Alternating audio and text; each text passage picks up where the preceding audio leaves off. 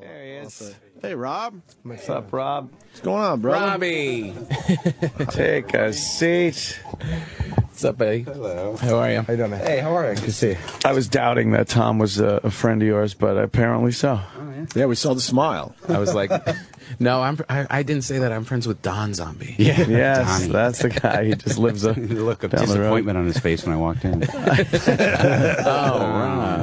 Oh, that guy. Oh. The only two people I play Words of Friends with are sitting in front of me right now. It's little Jimmy and Rob. Oh, really? And I haven't beaten either of you ever. And you haven't. Mine actually says I'm supposed to remind you because you haven't played in like 15 days or something. I was Are you just slacking off trying- there, yeah, Tom. Hey, look at his phone. I don't want to admit to 6 that. days, Tom. You Just spiky case. We were just talking Here, about... Yeah. You just have to play. Just accept it. Just accept I'm going to lose. Yeah. I always lock up when I'm down to one letter and I know I'm going to lose. Yeah, I hate that codependent reminder thing. Just try Tap to- someone and remind them. No, they should fucking know. It's their turn. Just play the U and get it over with. Tom. I might have the Q, and you're gonna have to deal with it. That's the fucking worst. I'm so terrible at spelling. I can't like play that or Scrabble or anything. Yeah. I sit there going like, I'm the guy that just sits and goes, and I'm looking at the letters and they just, I have no clue what can Well, be the great made with thing it. is, you just go, clonk. Didn't know that was a word. I know. 65 points. Oh, you could put shit down and then it'll tell you like, that's a word. That's why. Yeah, any idiot can play. That's the most frustrating part. Jimmy had that recently where he had some 75-point word. I'm like, Whatever it he was, does not know this is a I word. lucked up on it, and it used to be, well, you have to look at the Scrabble dictionary, and then you get one turn, and if not, then you lost your turn. Yeah. Now you could just go 40 times in a row, and whatever sticks. Like, Jimmy doesn't know that fish knocker is a word. Yeah. How about when something is a word? You're like, Zen. Doesn't work. Yeah. There's some Z word like Zen that doesn't Right, work. exactly. Zod. How many people from Fuck, Superman man. 2 have tried Zod? No good. But fucking ZA is a word. QI. This ZA, yeah. Quone. What's that? Quone means to quone. Yeah, Kramer tried that one. It didn't work. Right. Thank God someone gets my Seinfeld reference. Rob knows. Means to quone. But it's funny when, Someone, yeah. when Alec Baldwin got in trouble on the plane and then they said he was being difficult because he was playing Words with Friends. I'm just thinking, well, he probably had a great word. Like I get Why he didn't want to would, shut his fucking Yes! phone off. Yeah. Yeah. I understand the fucking mania. Losing an online game is humiliating. It's funny when you're playing and you go back and forth, like, I hit a word, you hit a word, and you're like in real time doing it, and all of a sudden they disappear for a day. You're like, what is he doing? What happened to Jimmy? Do you play Scramble? Anybody play Scramble? No, what's Where that? It's like a word search, but you have to drag your finger over the. yeah. Oh my That's a god, good it's one. fucking nerve wracking. You need at least 2 minutes. That's a great game to play while you're shitting because you can't stop because it's a 2-minute clock. So you just drop a deuce and play Scramble. Try to time it out. Never heard of it. Sounds great, Jimmy. It's like Words with Friends. It's the same. It's Words with Scramble. I've noticed with the advent of the smartphone, a lot more time spent on the ball. Unnecessarily. I know. Unnecessarily. You can stand up off the ball, you look like that newborn fawn. Your legs are just Imagine how shaky and filthy numb. everyone's phones are. Then. It's, I know, yes. exactly. fecal matter over It's everyone's true, though. phone. It's got to be. That is a terrible thing. But nothing could be worse than the motel room remote anyway, so fuck it. Right, exactly. If your immune system can handle that. You can handle anything. And yeah, I'm not a germaphobe, so I really don't care. But I've used the remote while I was eating in a hotel room, and you just think like, got my hands on it, got my hands on the burger. It's disgusting. It's just, I figure it builds up some kind of fucking immunity to something. Okay. It's good for you in the end. Yeah, it's good. I for guess you. it makes you a little bit healthier, strengthens you, but I don't know. who cares? Good germs. Yeah. Yes. What are you yes. doing, Robbie? Why'd you come in? Yeah. Why'd you come off the I mountains? am pushing the movie, pushing the Oh. record, just pushing stuff all over people. When's Lords of Salem open? Friday. What is today? Today's I don't know. Tuesday. Tuesday, yeah. Tuesday on the 19th. Is the 19th Friday? Yeah. Yes. Oh, very cool. Soon, finally, get it out of my life. How far into a movie opening do you know, like, if it's going to be a great weekend? Like, do you get, like, counts, like, the first couple of hours, or do you obsess about that, or wait the next day? They kind of do, but I don't. I don't really pay attention that much anymore because I was doing that on Halloween when that came out, and I remember getting the counts. They're like, well, the 11 a.m. screening doesn't look good on Friday. Like the movie had been out like 15 minutes. Holy shit. And then it was great. And they're like, oh my, we're adding extra screenings at midnight because they're selling out. But it was like, Right. well, why do you start the day with like, you know, the 10 a.m. screening in Boise didn't really do well? You know, it's like, I don't even want to know. Not a lot of people getting their coffee and going to Halloween. I just, like, I don't. You don't have an early morning crowd. I'm done worrying about things I can't control. Right. It is what it is. How much you collect stuff? We had Kirk Hammett in, and he has a book out of like all this great like horror film. Yeah, he has a lot of stuff. Do you have a lot of stuff like that too? Like, do you collect the originals, or you don't care? I had a lot of stuff for a while, but then I stopped collecting it, and I just gave up. Why did it become too overwhelming? It's just one day I was just like, I just don't want all this crap. Yeah. I can now look at someone else's stuff and go, oh, that's cool, without feeling like now I must own all that also, Right. which is like how I used to feel like, and now I must have it. You know, now I don't feel that way. But you still have a bunch of stuff. Yeah, I still have the stuff that I had. I've been trying to liquidate it, but You should, when your friends visit you, that you should send them out with something. I was sort of doing that for a while, actually, because I had, like, Kirk collected so many movie posters that I was giving them away at everything, and they were very, Well, that's weird. expensive ones, but That's weird. that you You never gave got away one? a lot of stuff Yeah. like that. Do you have it? Well, they probably knew you'd have nowhere to put it. I mean, you're not going to hang a movie poster in your living room. Over my daughter's bed. I knew the day I was like I would frame them, but then I had so many they were just on huge rolls, and Right. they were all like really expensive. And I'd be going through them, like, I don't remember buying this. I don't remember Oh, buying shit. this. I Where'd don't this remember- come Why did from? I buy Yeah. this twice? Oh my god! I was like, this is done. Wow. Done. What's the one piece you can't let go of? Is there any that you're like, I love this one too much to let it go? No, I mean I have some that if I have a bunch of Lon Chaney ones from silent movie posters that some of them are the only existing copy, or maybe there's one other one that exists. Like really stuff wow. like that. Those are pretty cool. But Hell Do you yeah. display all your stuff? I'm actually having shelves built, like to put them up because I have no place to put all this stuff. Right. And I want to get it all displayed nice. So there's no reason for it to just sit in the closet. Well, that's the thing. Yeah, it becomes like an endless like. I'm going to move these boxes to this storage space now. And one day when I display it all, and that day never comes. Yes. You think you're going to open a It just museum? goes to another basement that will eventually flood, and you go, all gone. Garbage now. Because that happened to me once. I had like every vinyl and the poster that was shit. so much stuff in the basement flooded, and it was almost kind of a good feeling, like a well, relief. All that crap's gone, I done. don't need that shit anymore. Yeah, it feels irreplaceable, and some of it is, but it's like, what am I going to... It's just the idea of possessing it is much more important than actually showing this stuff off, and it becomes this creepy obsession that there's Yeah, once no you lose end the game. obsession, Right. you're like, ugh. Yeah. It almost gives me anxiety to think of having all that crap now. Did you see that tweet the other day that someone said that I should go on tour with you and come out on stage before you start? That would be good. Yeah, I saw that tweet to me, do you mean? What's that? Comedian stand up at rock shows always goes over really well. No, I was thinking maybe do something different. Maybe, I don't know. I'll leave it up to you. Maybe dance. Dance. How about just walk slowly down some stairs while other girls dance around you? That'd be nice. I've seen you do that. It works.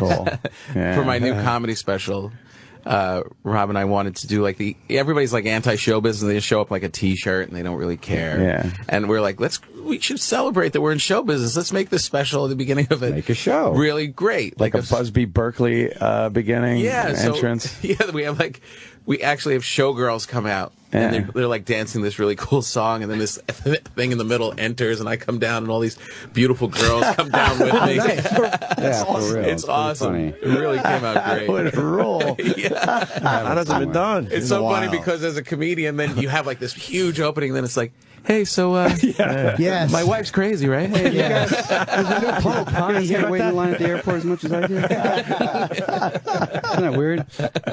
Rock is so much more built for a grand entrance. Yeah. Because with comedy, it's like the opening joke better fucking hit. 'Cause if it's a Oh, five, man. it's really Right. humiliating. Exactly. Kind of a letdown. Yeah. And then you see people going like, oh, Yeah. that's not funny, is it? They're all standing up, and you're like, fuck, the West Side Highway, huh? Boo. Gives a shit. Maybe it's one of those nights where Chris Rock shows up and doesn't tell anybody he's going to be here. When are you airing? You're airing in, what, July? Yeah, July. I'm trying to find, I have it on my phone somewhere. Yeah. Ooh. Not that that works for radio, but No, we Yeah, love to we see don't it. care. See it. We got to Show see the entrance. fellas. 60% of the stuff we do is not radio friendly. Right. We do a lot of visual stuff here. Yeah, but and 80% of the audio shit is not radio.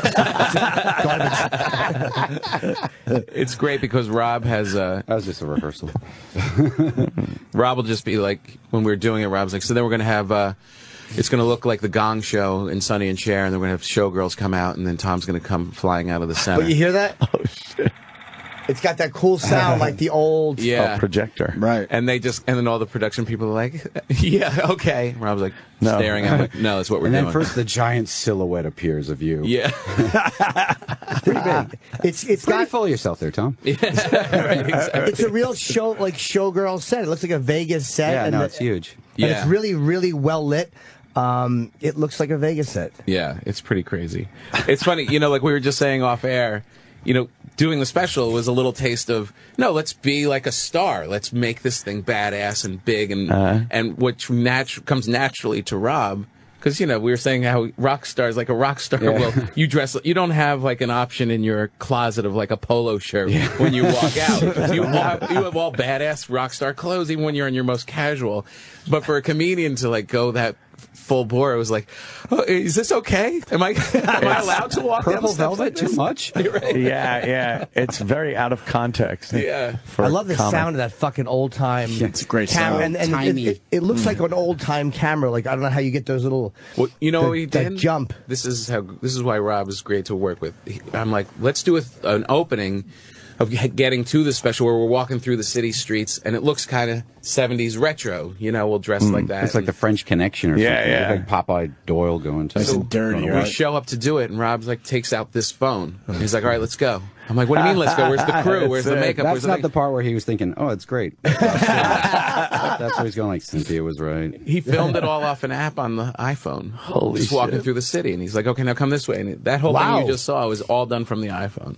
No kidding. That looks fucking. Who's That's who's What great. app is it? It looks like Mean Streets. This is the intro. It's like 16 millimeter, That 8 is, millimeter. William Stevenson. Okay, that's how I. Yeah, That's how I 8 knew. millimeter. Those effects. Yeah. Right. I think I got that And we one. had no permits. We were filming, walking around. We were in the elevator. And the guy got in the elevator. You're like, I told him to move. Buddy, could you move? Yeah, can you get out of the way? It's Yeah. almost Get out of the stopping an shot. attitude You're in the with his, shot. like, What are you yeah. doing? What do you do for audio though? Like that's the only problem with those is the That was- audio, or are you mic'd or is it silent? It was silent. Oh, okay. It was all Well, the like, music. we didn't use it to shoot the actual special. Right. I mean, that's. Right. Now that would be silly. And then Rob was standing up in the middle of the auditorium. Just keep going. No crowd. That was pretty funny, Tom. Take it again. How many You're right. Your parents are stupid. They don't understand Facebook. Did you use smoke? I shot in Boston and we couldn't use smoke, and I was panicked about it until Louis told me, like, I never use smoke, but I was convinced you had to use it before the show. Or did you use it or no? Smoke? Oh, We did on the first one. like for the light for the. Oh, light you don't effect. have to. We didn't on this one because we wanted to make it look like a TV show, but we did on the first one. Not so for the lights, but more so that it would look like the audience was smoking. Oh, really? Okay. Like we had the smoke in the crowd, so that because Tom wanted to look like like Richard Pryor Sunset Strip concert or something. Okay. So we tried to make it look like everybody was smoking. Yeah. Oh, but you didn't use it for this. So that's encouraging to hear that it's not No, as yours looks great critical. without the smoke. I love how it looks, Good but I time. was panicky about it because Boston has all these weird fire code regulations now. Right. Yeah, New York does too. Using foggers in New York is tough. Yeah. They won't use them. They won't let Yeah, you yeah. shut the because you got to shut the smoke alarms off. And I guess after that Great White Fire, everybody fucking panicked. Yeah. Yeah. When are you going on tour again? June. June? June. Is it a big outdoor show? Yeah, it's the Summer show? Mayhem Festival, headlining that. Oh, June cool. 29th is the first show. Is it going to be it'll be the big show? The big shoe. Nice. Yes, the really big shoe. Did you? I saw Rob at what was it, Roseland when you were here, or Bowery? Hammerstein. Oh, Hammerstein. Yeah, that Yeah, was the yeah. little shoe. And it was a little show, and he was backstage. It was like kind of a smaller set. That was a and he's nightmare. like, we can't. I have this new thing that we drive around on stage. It won't fit through the door. Drive Half the around. show was in the truck. That was a Yeah. drag. He was all pissed off shit. 'cause his show is so huge, like with monsters and this giant. And he's like, "We got this great thing that we drive around. What is it like a?" It looks like a giant tank. Yeah, he literally drives it around on stage. Well, the funny thing was, they're like, well, I'm like, how come we can't get on stage? They're like, we have to load it through the front. So once the crowd's in, there's no way to access Yeah, the stage. yeah. I'm like, oh, Wow. he was good so planning. pissed off. Yeah, that was Jim Florentine was backstage. Like, I want to see it. Come on, man, just do it. What's the problem? Who cares? Who cares? Yeah, there's no pyro in New York. But that's going to be good. I can't wait to see the big show. That's the part about being a rock star that's hard. Is like there's so much to this. Like being a comic, you just fucking walk out and all you need is the mic working. Right. But these guys have It's so great many... to be able to come up with ideas and make them reality, you know? It's like, I want a big tank. I want to drive it around. Fuck it. Right. Yeah, It's also make it great happen. to just walk on stage with a microphone and pick up a check. There's something to be said for that. It'd be nice if it was Oh, it's just me and my suitcase. See you guys later. Although a Jim Norton check and a Rob Zombie check are not the same check. But it is easier. You don't have to worry about anything. You don't have to worry about like necessarily your voice. There's a lot of shit things you have to put up with this kind of. Yeah. And New York's a rough place to work too because the unions and the stages. It's much harder to get stuff done here. New York? Oh, yeah, New York is the toughest, actually. It's really difficult. Yeah, you know what's difficult? Having your family come see you perform at a place called Bananas. Bananas. Bananas. Bananas. It's always got to be some cute, funny name. You know? That's like Comedy. every comedian on a talk show. Like, and where are you? Yeah, they always seem like they're embarrassed to say, Yeah. I'll be at the Chuckle Hut. I didn't want to say the name. It's never a great name either. No. I'm performing at Laugh Until You Jizz. Brand new club. I hear they treat you real good. They let you eat off the whole menu. Are you not? Are you done with? You and Manson are not touring anymore, right? That's No, that tour ended, yeah. Okay. Was it really bad, or is that like all blown out by like the That was websites? fine. It was like one weird moment. It was fine. Okay. Yeah. It's like people grab that and they make it look like that's the way the entire tour, I know, the entire I know, it's situation funny. is. They like a story. Yeah. They like a drama. So who else is on Mayhem? You headline the whole thing? This is one of those like all day long things? Yeah, one of those all-day things. So, I don't know. Five Finger Death Punch is on. I like those guys a lot, man. I think who else is on? fucking. I didn't know their Machine first two Head. records, but this third album, American Capitalist, is fucking fantastic. Oh, yeah? They're really heavy, yeah. It's like 1,000 bands. Nice. Literally. 1,000 Do you bands. care who you're on after ever? Are you ever concerned about following somebody? No. Can't worry about it. Do you worry about what they do, or do you have what you'll allow them to do stage-wise before? Like, you don't want pyrotechnics or anything that kind of resembles your show? That really hasn't been a problem. I mean, for the most part, we don't. Nobody does that. Yeah, true. No, we don't try to limit what anyone else can do. It's pretty lame. Because I've seen. I remember I went to. It was years ago, 20 years ago. At Woodstock '94, they had comedy on the side stage. It was fucking horrendous. I mean, we just bombed in front of people First of all, in the they mud. probably can't hear you. They did, unfortunately. It was believe me, they heard it. was a big situation. They heard Yeah. every word. They heard it and they rejected it. Trying to help you out there, It Jimmy. was on these side stages, but on the main stage, the headliner was Aerosmith, and before it was Metallica in '94. And I'm like, why the fuck would you want to go on after Metallica? Like, what is Aerosmith doing? Right. And I guess they were the bigger name, Right. but it seemed like a rough go. They want to be big.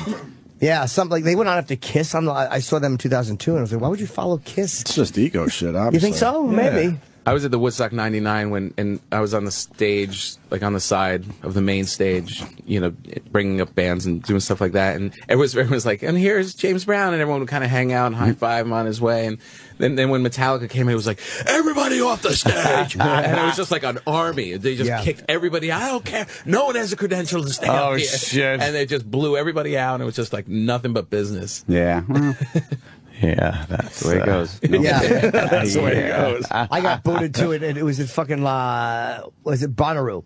When they had headline Bonnaroo a few years ago, we were all on the stage, and they're like, "Nope, Metallica has everybody cleared off." Yeah. And then you harumph on the way out. Yeah. Well, sometimes you got to do that though, because you get people standing around and you go, "Please move," and they're like, and you're like, "Please move," because that thing you're standing in front of is about to explode.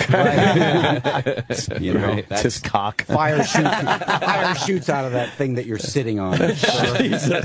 So you might want to back up. Have you ever almost been burned? I mean, you know, fucking Gene Simmons obviously has been. Hetfield got hurt. Yeah, I mean, it's happened. It sucks, Wrong place. but you know, it gets better as the years go on. Was it your fault, or was it a technical glitch on their part? It was their fault. Okay. The thing I'm more worried about is sometimes you have the fire that's shooting up, but I thought we were going to light our drummer on fire many times because, especially outdoors, it's going up, and then the wind suddenly hits, so we don't want it. Jesus. Suddenly it's going this way, and he's like, ducking, trying not to. be on fire. It's still playing though. Isn't it ever nice just to do a small show where you don't have to worry about the stage show, like where you just do a fucking plain gig and you don't have to worry there's no setup, or do you don't like doing that? I hate doing that. Oh, you do? I'm not trying to get more intimate, as some people say. Right. I want to be less intimate. You do? Yeah. Less connected to them? Yeah. Yeah. I love the last show I saw when you yelled at everybody about their phones, because he comes out and everybody has their phones right, out, yeah. and he just rips into them. It's really hey, you're my fans, but it's just like, you fucking morons, put your phones down and enjoy the concert. Well, it's funny for a long time because everyone's like, he's not talking to me. He doesn't need me. It's getting embarrassing. But it was great because then it worked, and all of a sudden the phones were gone. Nobody was really holding up phones. It was like, and then it became like a party. Yeah, it's really funny how you can feel it, because nobody will jump around and no one will have fun because they're so busy filming this horrible video that they're never going to want to watch, Right. that they can put on YouTube and get 6 views of. But but when they stop and they go, oh fuck, this is actually happening live, I can have fun. Right. It is weird, like so much better. So you find that they experience the live show less, and your audience reaction is deadened by them all holding. Oh their yeah, phones. yeah, for Hell sure. yeah. Totally, because they're not paying attention. I mean, they're staring at this. Right. And so you're looking down and no one's actually Yeah, they're looking making at a video. They're not Yeah. enjoying the show they're at. It's and crazy. then texting their friend. Yeah, it's really weird. 5 years from now, it'll be Google glasses, though. Like this is just a temporary thing while people get used to capturing everything. Right. We'll be used to it sooner or later, and then you look out and everybody will have these fucking 3D glasses. Taping it. Streaming like where you bought your shoes across the glasses. Those are from Zappos. Hey, when is your CD I'm coming ordering out? those shoes. When is your CD out? 23rd. So that's like next Tuesday. What's or it something? called? Yeah, next Tuesday. Venomous Rat Regeneration Vendor. Venomous Rat Regeneration Vendor. Vendor. You know, I came up with that title, didn't realize. I think that was a Neil Young record. His acoustic. Just. His acoustic. Yeah, one of the slower albums. When he was rockabilly. And all of the real fans have probably pre-ordered it. I hope so. Yeah, for Yeah. sure. Push those 3 copies out the The door. guy that has the zombie tattooed in He has a Rob pre-order. Zombie tattoo, and he won't I'm pre-order. going to buy it when it comes out. I know, but the pre-order makes the artist see how many people are buying his stuff. Yeah. Then I'll pre-order. I wouldn't have checked, so it doesn't matter. You could have bought it. All right, yeah, I know, but Sam, you I thought it was 1 less than it should have been. Now I know why. Sam, you got a question? Yeah, sure. I mean, why don't you go to a Sam. microphone? Do you know Sam's Sam? a big fan. Yes, from last time. Oh, see? I'm glad that you really have made no impact on Rob, and his name I is remember. tattooed on He's you. a massive fan. I remember. I thought it was interesting a minute ago. You said you were kind Why of. wouldn't you stand here, Sam? Yeah, what are you doing? Mike over there by Answer his your question. camera. Making your idol turn around. What's the matter with you? that you were done with the Lords of Salem? You wanted it out of your life. Yeah. How long do you? Just joking, but. Then I'll answer the question. Sam. Oh, Sam. Oh, boo, Sam. But you move on from project to project. Like, do you really get sick of things? No, I don't get sick of it. Dumb questions. It's just like it's like anything else, you know. I mean, the movie has been done for a while. It's coming out, so I've seen it a million times. I've worked on it thousands of hours, but you forget no one else has seen it. You know, so it's like it's just kind of weird. You want it off your plate. And you're now Move on to worrying the about next thing, right? stuff for the tour. You know, Yeah. you're on to the next thing that's happening. That's, Right. that you really is on your that's on your plate that you have to deal with. So do you have to worry about marketing it and all that, or do you leave that to other people? Well, you know, that's kind of why I'm here, I guess. Exactly, Sam. 0 for 2. So, Rob, why do you refuse to do promotion while you're here? Those were bad questions. They're terrible questions. Rob is uncomfortable. No, I'm not. Yeah, I don't know. What was the question? Exactly. Hey, I want to know, do you ever like want to, because you know you're zombie, do you ever like want to like write like a ballad, or is there anything you ever wrote like you're like, fuck, I would love to do that, but it just doesn't fit any album I put out? I mean, I like all kinds of music, but I know it doesn't fit, and there's nothing. I don't hate when but it always seems a little embarrassing sometimes when someone wants to like, oh, this is the other side of me. Yeah. Yeah. Check this out, and you're like, really? Not many bands have Side of avoided you that. sucks. Yeah, the other side of you's a douche. It's like that Garth Brooks, Chris Gaines thing. Oh, Really? right. You were sort of like a Prince guy on the inside. So Yeah, what the fuck? That was the didn't weirdest like one shoes ever. and Whatever he's doing. What was he doing? That was bizarre. That was really bizarre. What the hell was that? I don't know. Metallica No one got a lot of knows. flack when they did a couple of the, it's amazing how many like real Metallica fans hate the Black Album. I love the Black I do Album. too. I think My it's fucking God. great. But I remember when that came out, I was down by CBGB's. I don't remember who was playing. And somebody had the record, it just came out there, and he was like smashing it in the street. And I was like, what the hell? Yeah. That's a little extreme. what got you, Sandman, or nothing else matters? Like, what the fuck? Got that reaction out of Well, they somebody. got upset when they cut their hair. The fans lost their minds at first. Yeah. Right. Just over them cutting their hair. Well, I guess it just goes to show how fanatical their fans are. They're upset over everything. Fair enough. So I No, guess- people don't like when a band changes because it makes us feel older. That's all it is. It's like if the band somehow matures, it's like, Right. oh fuck, I'm not 22 anymore. Well, yeah, you're stuck in that weird thing where they want you to stay the same. Like you that would be great, but you just don't have that ability to stay the same. It just doesn't work that way. You get older, things change, and also everybody remembers things differently. Like you can't come to a show and experience it like you're 15 and you just snuck out of the house again. It's Right. not my fault. It's a product of your life too. Yeah. I'm sorry that you're 45 and have 5 kids. And you're not a 15-year-old anymore. Yeah, he that's- sucks now. No, Yeah. no, you suck now. Yeah. Your life sucks now. You try, but it's all perspective. Do you change as an artist? Like, I mean, I know you do as an artist, but do you find that like, I don't really want to do that song anymore because like, I'm not. Doesn't mean the same. Or... No, that never really. As long as the crowd's into it, I'm into it because I never really felt like, oh man, I was in this. Yeah, I always think that gets a little like, oh man, I was in this mind space. Or I'm just not there, bro. I'm not in that mind space. Can't go there. It seems like horseshit. Right. I think it is, and it's bad for the fans. It's like, yeah, I want to hear that. Right. Oh, you're never going to play that again? Oh, wow. It's not about you, fucko. I think like Tom was saying at the beginning. I mean, there's a big element that it is show business, and I've always had the attitude that if you're going to play shows for free in your basement, then great. You don't have to play your hits. You don't have to do this. You can do whatever the fuck you want. But as soon as someone buys a ticket, Yeah. Right. you're obligated committed to to do what you can't. yeah. You can't please everybody. You can't tailor make exactly what they want, but you have to make an effort to try to figure out what they do want. Perish the thought you play Karma Police or Creep, you motherfuckers. Yeah, I get it. Radiohead refuses to play That's Creep. good. Really? That's They haven't good. played Creep in I never who knows how understood long. that. I know. Yes. Steve Miller Band came to my school during his jazz phase. Oh, no. Wow, what a great time to see him. So disappointed. Oh my God! It was a big. Did he at F least you to- rework the hits? Nothing. That's what jazz Nothing. fucking number. No, it was all this man. jazzy, feel good stuff. I was like, what the hey? What No about Jungle woo? Love, huh? I mean, I don't get it. I mean, I can get maybe that you thought that would be a good idea, but once it's not, Yeah. like there's songs that we never play, and somebody like in the band like, oh, we got to play this. Let's play. We'll play it one night, and halfway through the song, I was leaning over, we are never fucking playing this. This is why we never played it in the first place. Done. Because as soon as the crowd start reacting, I mean, Yeah. it's exactly like being a comedian. Yeah. If the joke's not working, you're gonna keep doing it in your set forever because you like that joke. Even Right. if every night the You're the crowd only is just one. looking at you like you're an idiot. No, you go done. Yeah. Sometimes you're like, this, I'm going to be stubborn and keep it until it works. And the other times, halfway out of your mouth, you're like, this will never be funny. What was I thinking? You want to perform to a sea of disappointment. Yeah.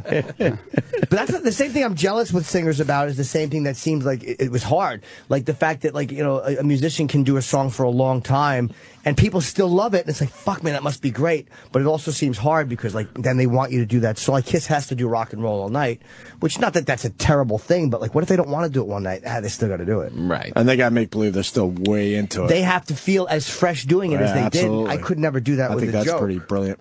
Then to again, be if I able had to pull fucking that off. chicks showing their tits, maybe I could do it. It's really all about the crowd. I mean, I think that's why, like, going back to the cell phone thing, why when the crowd starts doing that, that really, like, as soon as the crowd's weird, I kind of don't feel like playing any of the songs. Wow, I just feel like yeah. it feels like a weird thing, feels like a chore. Like, but if they're into it, you can play a song for the 10,000th time and be like, this is awesome. Yeah, Do you ever everybody's. break out a joke that's like if you're in a special show or something and you break out a joke that you've done years ago and it just slaughters. And you're Rob? like, why don't I do this? Yeah, occasionally I'll do that, but it's like usually it's one that once I tape it, I'm done with it. Like you don't ever want to do it again because then the crowd knows the fucking punchline. Yeah, Right. Yeah, but I usually don't retire jokes until I tape them. I milk them until it's on tape somewhere. Then I'm fucking finished with it. I wonder if the crowd minds, though. I know comedians always say that, but I don't does know. the crowd actually care? You know, I don't think they I do. did a show in San Jose recently, and then San Francisco shortly after that. And this one guy was like, I saw you in San Jose like a month ago, and now I'm here.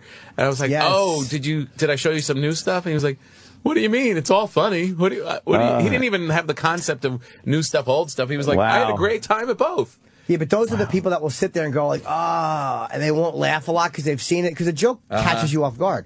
That's what a joke kind of does, and that's why you laugh at it. It catching you off guard is a big part. I of it. think certain comics can do it, and certain ones can't. Like based on their act, the material, how they. Because Brian Regan, for some reason, We all know the punchlines. I've seen Brian Regan. I know some of the punchlines.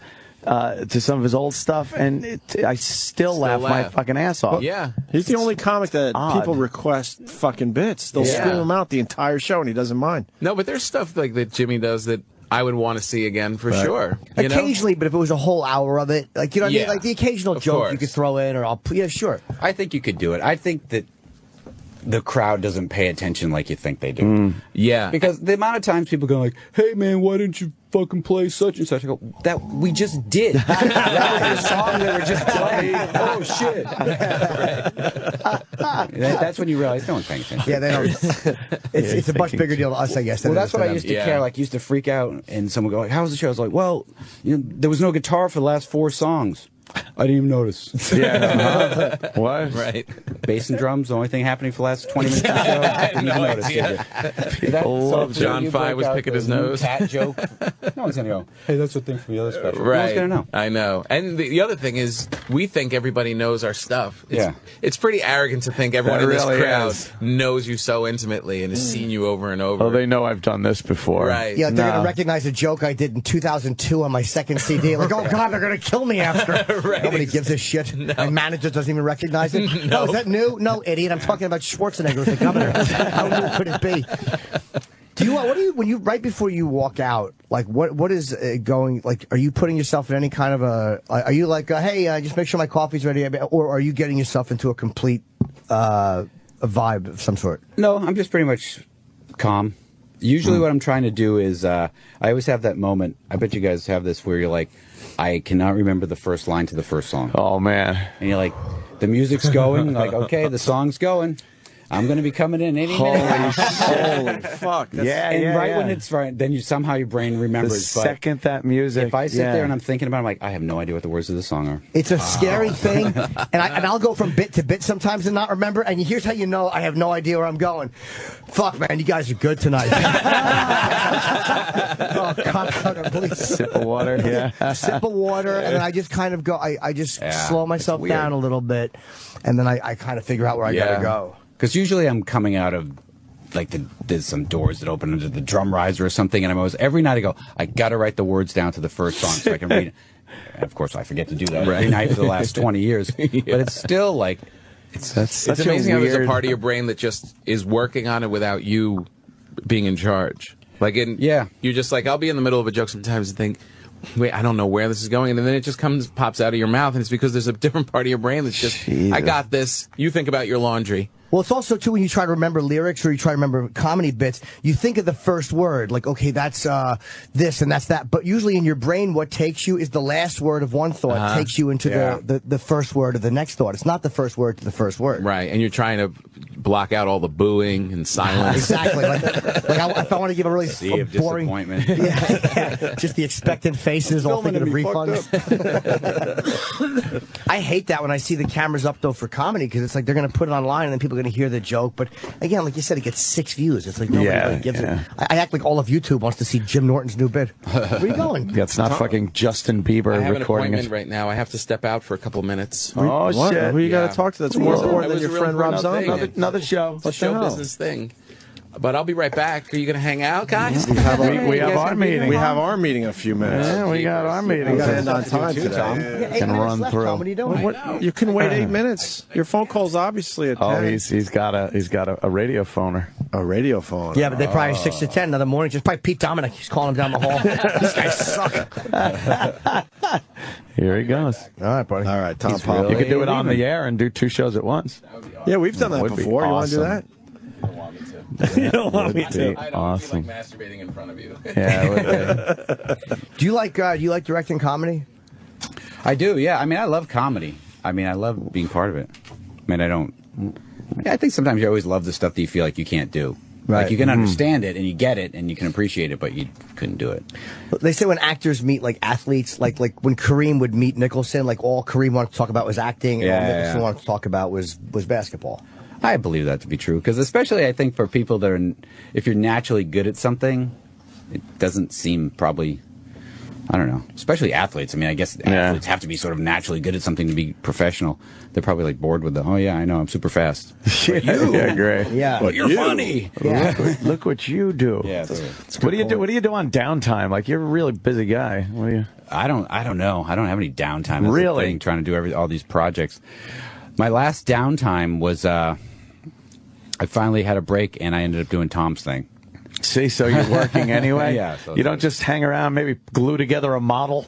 No, it's really funny. I Catch have up on a box set of a TV show. I feel like I you know how it is. It's like the opportunity comes up and you're like, okay, I'll do it. And next thing you know, you're like, oh crap, that's this week, isn't it?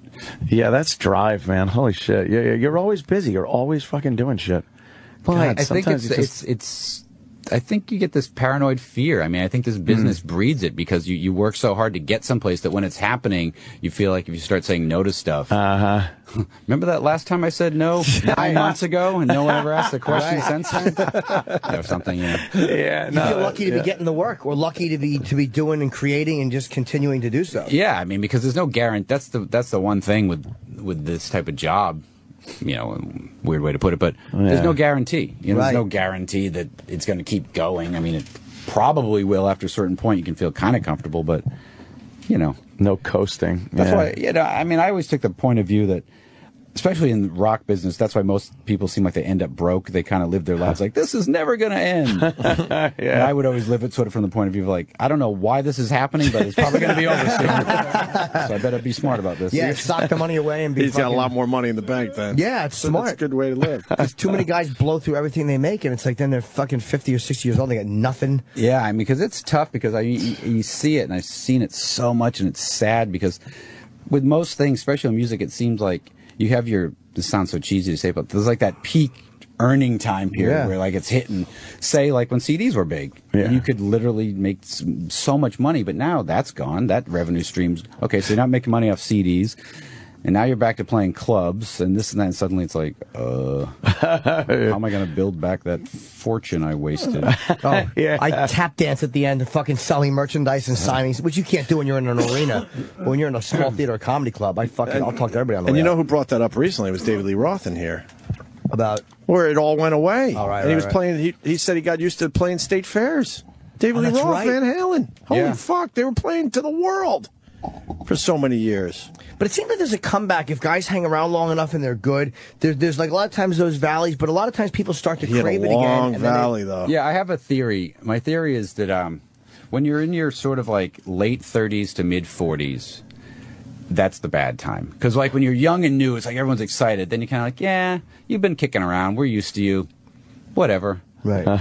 But then if you get a little bit past that, if you can survive that, then you're like, suddenly you're legendary. He's a legend. The legend has arrived. But it's that middle ground where you're just sort of the kind of old guy we're sick of. Yeah, I remember that guy. Sure hope we're legends, Ant. Well, you see it with everybody. There was a, like say,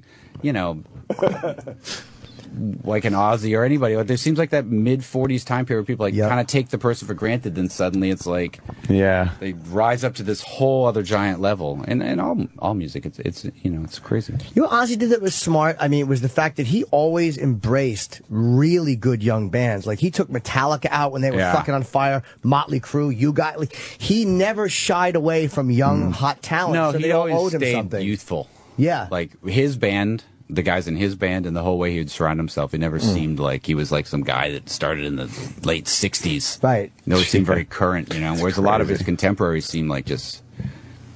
Everyone they're playing with has, like, So gray, old. short Yeah, hair. they're You know, gone. fucking Yeah, jazz yeah. drummer. You're like, well, But then again, it kind of goes along with what we said. I mean, you watch some bands, and you know, it was like I was watching this thing. It was like, I don't know what it was. It was like a Gibson guitar concert, and it was all these guitar players. And you know, Ron Wood came out. Ron Wood was probably the oldest guy on stage, but he's thin. He looks great. He's dressed super cool. And I'm like, fuck. He looks I mean, he looks old, But he he looks like fucking badass Ron Wood. Right. Old. And then the other guys that came out, and I don't want to say they're there, but they're like, they got fat. They're wearing shorts, sandals, a Hawaiian shirt. You go, this guy used to be fucking badass. Look at him. But then Ron Wood proves that it doesn't matter. Right. He's Yeah. still amazing, you know. But then the other guy looks like your dad's like, hey, I got a band on the weekend. You know, come see us jam. Oh my God. yeah, I guess, weird. I guess Yeah. the Stones fucking have managed to look just good through all this time. Always. They're incredible. I want to ask you about Broad Street Bullies. I didn't know Sure. you were a hockey fan. Yeah. That's the next project. I'm excited about that. Me too. That's a different one. Where are we at with that? Well, the script is finally finished. That was sort of a big project in itself, just because, you know, every script I've done has been a fictitious thing. You can just make up crazy stuff. But that was a lot of research, digging that one out. What type of angle are you taking on that? Well, I mean, it's really it starts with the formation of the Flyers, because just the formation of the team as one of the first expansion teams is a crazy story, up to when they win the Stanley Cup in '74. Right on, man. And that was a crazy group of guys. It's a crazy story too. There's just so much They were nuts. stuff that just seems fake. It seems Yeah. it seems like I just made it up. I think that's going to do really well. I've never heard of them. I'm not a big hockey guy, so I'd be interested to see That that. was the nickname of the team in the 70s, leading up to the Stanley Cup. Were they brawlers? Oh, God. Yeah, I mean, they basically what Oh, it was they were a one nightmare. day. Ed Snyder, who owned the team, the Flyers were a new team, and they were just getting brutalized, like literally brutalized by other teams on the ice, because they just had, like, as he put it, a bunch of little French guys out there on the ice. And he's like, I don't care if we're the best skaters or shooters. I want to build the toughest team that ever played hockey. And that's essentially what they set out to do. And they accomplished it. they just... Yeah. Oh, yeah. fuck I mean, yeah. there was something Goon called it up they out had there. the Philly flu. They would always talk about where players from other teams would suddenly get Yeah. the flu when they went They to wouldn't Philly wanna because play. they didn't want to play them. They didn't want to get their teeth knocked out. Yeah. Oh, wow. They fought every fucking game. How Yeah. good were they? Oh, and then they won the Well, Stanley they Cup. obviously. no. Rob makes a great point. They ended up being a really good team, but you know, it was an expansion team, so you're just trying to throw whoever you could find together. So you found that writing this at least was a lot different because you had to stick to a certain amount of facts. Well, yeah, I wanted it to be truthful and I wanted it to be very detailed. But I mean, if you with a movie like this, is most of the information is just the facts of the games and stuff. But trying to just dig out the information on the team, but it's cool. It's there. there's a Did lot you of have access to the excitement. players? Did you talk to them? Yeah, I did. I mean, I went to Philly and was hanging out with the players. But it's funny because, you know, they won the Cup like 74, so it's like almost 40 years ago. Jeez. And most of the team was still at the game. And it's like, you know, like Really? Bernie Perrant was there and Joe Watson and Gary Dornhofer. I mean, it's like there's still legendary guys in that building 40 years later. It's like, it was amazing. Have you shot a timepiece yet? Like where you have to have everything? Like for there, you better every car and every shot better be 1974 or Yeah, earlier. I did. My second movie, Devil's Rejects, was set in 77, I think. Was there any mistakes with consistency you look back at? Like, oh fuck, I didn't realize there was an iPhone on the table in that I don't shot. think so. I didn't. I think it's correct. I'm always amazed. But there are guys out there that'll look for that. There might be something, but I don't Those know. picky Pete's. But I'm fascinated with like the set designers and stuff that pull this off, and everything just looks organic. I'm like, you know how hard that is in this day and age to get a whole block to look like it's 1975. I know it gets harder and harder too as time goes on because you know, luckily some of these neighborhoods, like even if you go down Lower East Side, change out the cars, it looks like it's Yeah, 60, right. The buildings, nothing's changed. I actually saw one on the Upper East Side recently. Half a block looked like it was right out of the fucking 70s, and then literally right out of the camera was brand new cars and Yeah. people dressed like today. Really strange. And you drive sometimes and think, what would I have not seen 20 years ago? Like, certain digital signs. And then you'll get like a little stretch where you're like, this all looks like it did when I was younger. But then you'll just hit like this sign for iPhone or iPad. And it's To like, fuck up something. yeah, or some kind of a... digitally remove it. Oh, you can. That's what they do mostly. Yeah. Well, we got a meeting to go to, unfortunately. Yeah. The final question. Where's I know you're early on, but when is that movie coming out? Broad Street. I don't know. I mean, I get a lot of touring now, so we'll probably start shooting it late in the year. So it's still a ways away. It's a ways away. Yeah, it's a big project. So yeah, obviously. Okay. And we got let's promote properly. Rob is promoting The Lords of Salem. It opens. It's in limited release April 19th, which is this Friday. Yes. And the new CD is called Venomous Rat Regeneration Vendor. Fucking fantastic name. And it's out April 23rd. Of course, all the real fans have pre-ordered it. The Pretenders have not. That's what I hear. Yeah. Yeah. Sam's like fair-weather fans. That just wait till it comes out. Yeah. My friend makes a copy. RobZombie.com and of course RW Zombie. Where do you even go Twitter. if you want to buy one? What's that? I want to go buy one. Where would I even go? Dude, I drove by where Tower Records used to be so down sad, on like 3rd right? Street. They're all gone. Yeah. I love Tower Everything's Records. gone. But I kind of like the digital age too, though. Like I like the fact that I can think of a song, and just because we were talking about that Beach Boys song you like, and I could just fucking get it on my phone. No, we and get I the have convenience, but just going through a record bin used to be kind of cool, you know? Newbury Comics on Newbury Street. Yeah. You could do it there still. But Yeah, they're one of the last places. The convenience is cool because of that reason. Yeah. But the other thing is cool just because sometimes I like that experience of like, I don't know what I'm looking for. Right. But right. on iTunes, you kind of have to know what you're looking for. You can't true. shuffle through and go, wow, what's this? This is badass. Then all of a sudden you find a surprise, like, oh, fuck. Yeah. Look at What's the this. smell of a everything. CD booklet? What's better than the smell of a CD booklet? Pussy. Yeah, All right, that's a good one. that's true. CD booklet comes in 40. Pizza, I don't know, a lot of things. Exactly. Fair enough. That banana, that coffee. All right, well, CD booklet comes after Melba Toast and before Rock. Yeah, that's pretty cool. Hey, Jimmy, you're going to be in Baltimore, too. Yeah, I'm at Magoobies Friday, Saturday. I got 4 shows. Magoobies? Yeah. I just wanted Couldn't to be say that in prouder to front of say you. that. In Yeah. front of Rob Zombie. Yeah, Magoobies fucking joke house. I'll be there fucking prostituting myself. Well, I feel your shamelessly. pain because all the arenas now have names like that. Yeah, that's true. Like, there's literally one we play. It's called the 1-800-ASK-GARY Arena. That could be the worst bad. name ever. Yeah. Or the especially something for us. dental clinic. You can ask them. Yeah. Why? No one Most wants of them to are the fucking see Verizon that. wireless. Yeah, or the amphitheater. Capital One building. Yeah, it's all. But that's none all of them have right. cool You names. could deal with that in a weird way. Madison Meadowlands Square was cool. Garden or fucking I know, they used to Meadowlands have or great names. shit like that. Yeah. Yeah. Yeah. All right, When let's Madison get Rob Square out of Garden here. becomes Yeah. the Lipitor Center. Or something. Yeah, eventually, yeah. That and, Actually will. Yankee Stadium are like the 2 holdouts, but or Texas Stadium, I think, for the Cowboys. Yeah, there's not many. But they're offering way too much money to change the names. How do you say no to How do City you say Field? no? Fucking $80 million, whatever they paid? I think it was. I yeah. just made that figure up. Oh, good one. It's probably a lot higher if you want to really get into it. All right, Rob we're Zombie, done for the thank you. day. Good, everyone. See y'all. Thanks, Rob. See you tomorrow.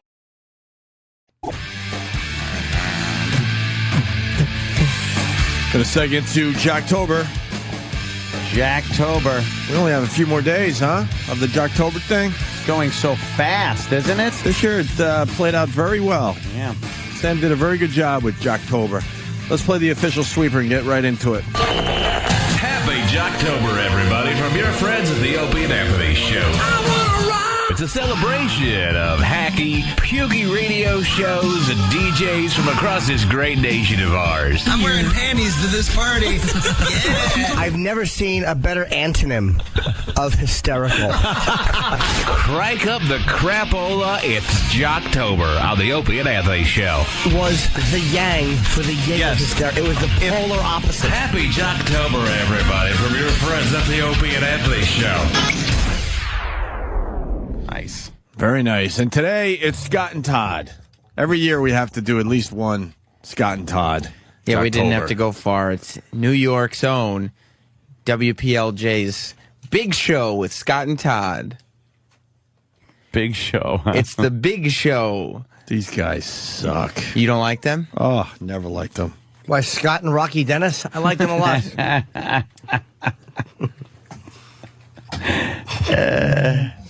That blockhead. Oh, my God. Oh, you blockhead. He really is a fucking lunkhead. Yeah. Yeah. We start with And, their Yankee song. Oh, right. A little refresher for everyone. You know what's good? I'm kind of just keep pausing. going. I'm pausing because I don't want to do this today because I Why? hate these guys. I fucking hate them. Well, you know what? You really loved the other shows? Well, no, these guys especially I hate because they're just taking up space in the #1 radio market. They've been here longer than anyone else in New York. Yeah, they are officially the haven't. longest Yes, they have. running morning show, I guess. And they're just horrendous. I don't know who likes this shit. They're very popular, and maybe With who?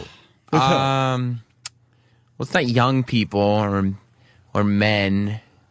I don't know a lot of women who like maybe older women. Oh, that's a coveted demo. Maybe doctors' waiting rooms. Well, we're going to replay this because Jimmy wasn't here. We did all sports songs on Fridays I love sports songs, Hope. as part of Jocktober. Sure. And Scott and Todd's song was just horrendous. Todd's Yankee song. Ah, cool. So we're going to play this for you, Jimmy, especially. And then we're going to get into a basic day of radio with Scott and Todd. Yeah. Want some belly button, Sam? No, thank you, but I appreciate the offer. That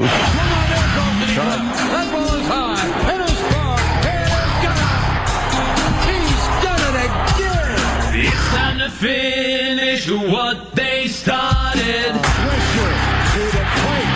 Yankees strike first. Gonna leave the Angels broken hearted. A 12-pitch seventh inning for Sabathia. Man, the Bronx was rocking, it was wicked loud. Gonna take it to the series for the hometown crowd. It's all night in mid-October. We won't be happy till it's over. And we have another flag to fly. The rainbow-colored one, you Go, Yanks! Oh, my God. I don't Let's understand. go, Yank.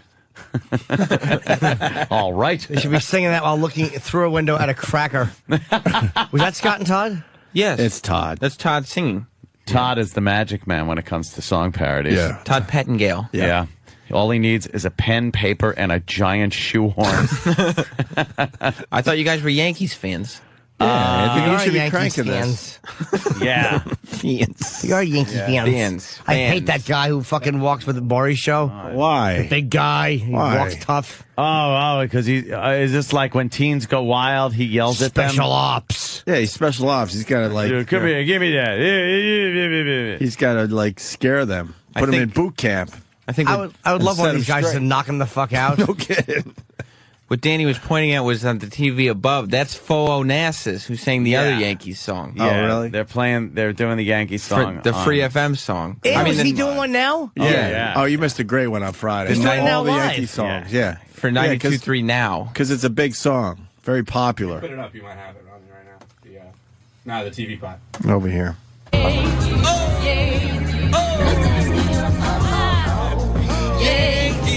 The best show across the globe. Oh, my Yankee fans, this is it, 2009, baby, World Series. Go! Yeah! Fo Onassis and Mina. Thank you so much. I love Thank you so that much. song. And they said, Good Day New York, the best in the globe? In the globe. In the globe. Around the globe. That means unstoppable. Well, let's do it. I got Mina's lines down. The Yankees, the Yankees. Then you're like, and Gina, Mr. But I want to hear it a couple more times. I'll send you a copy of the lyrics. Thank you very much. Thanks so much, No, guys. thank you for Keep having it in us. spirit. Appreciate Oh, it. All right, jeez. coming up on Good Day New York, we got Wendy Warm-Up. That's right. Wow, Joy that's Stevens is good. getting people in the spirit. Oh, Wendy warm up. What a terrible show that is. I told you his Horrid. name was Fo Onassis. Yeah, you're right. Sam. Onassis. Let's get back to the Todd song, though. Please. That's. A-Rod staring up the baseball. And Gina's going into the hall. But first the Yankees have to win it all. Let's go, Yanks. Ball game over. Yankees win. The Yankees win. Gonna beat the team named after heaven. That one got to Jimmy bad. Jimmy was trying to make Angels. The Angels. Angels because they're named after heaven. Named after Oh, heaven. they're called the Los Angeles non-existence. Yeah. What the fuck is that? That one hurt, huh, Jimmy? Fucking. That one hurt. Where could this be? Hold on. The game is not even gonna go 7. Maybe. I don't remember. Something. Wait, hold on. What else? Something with 11. You know. I don't remember. Probably 7. We played this Friday, and I don't even remember. Gonna be the best of 7. Gonna beat the team named after heaven. Just another ho-hum inning for Sabathia. On their way to lucky 27. It should have said, we're all behind Girardi. Steinbrenner's a part of Lemon Party.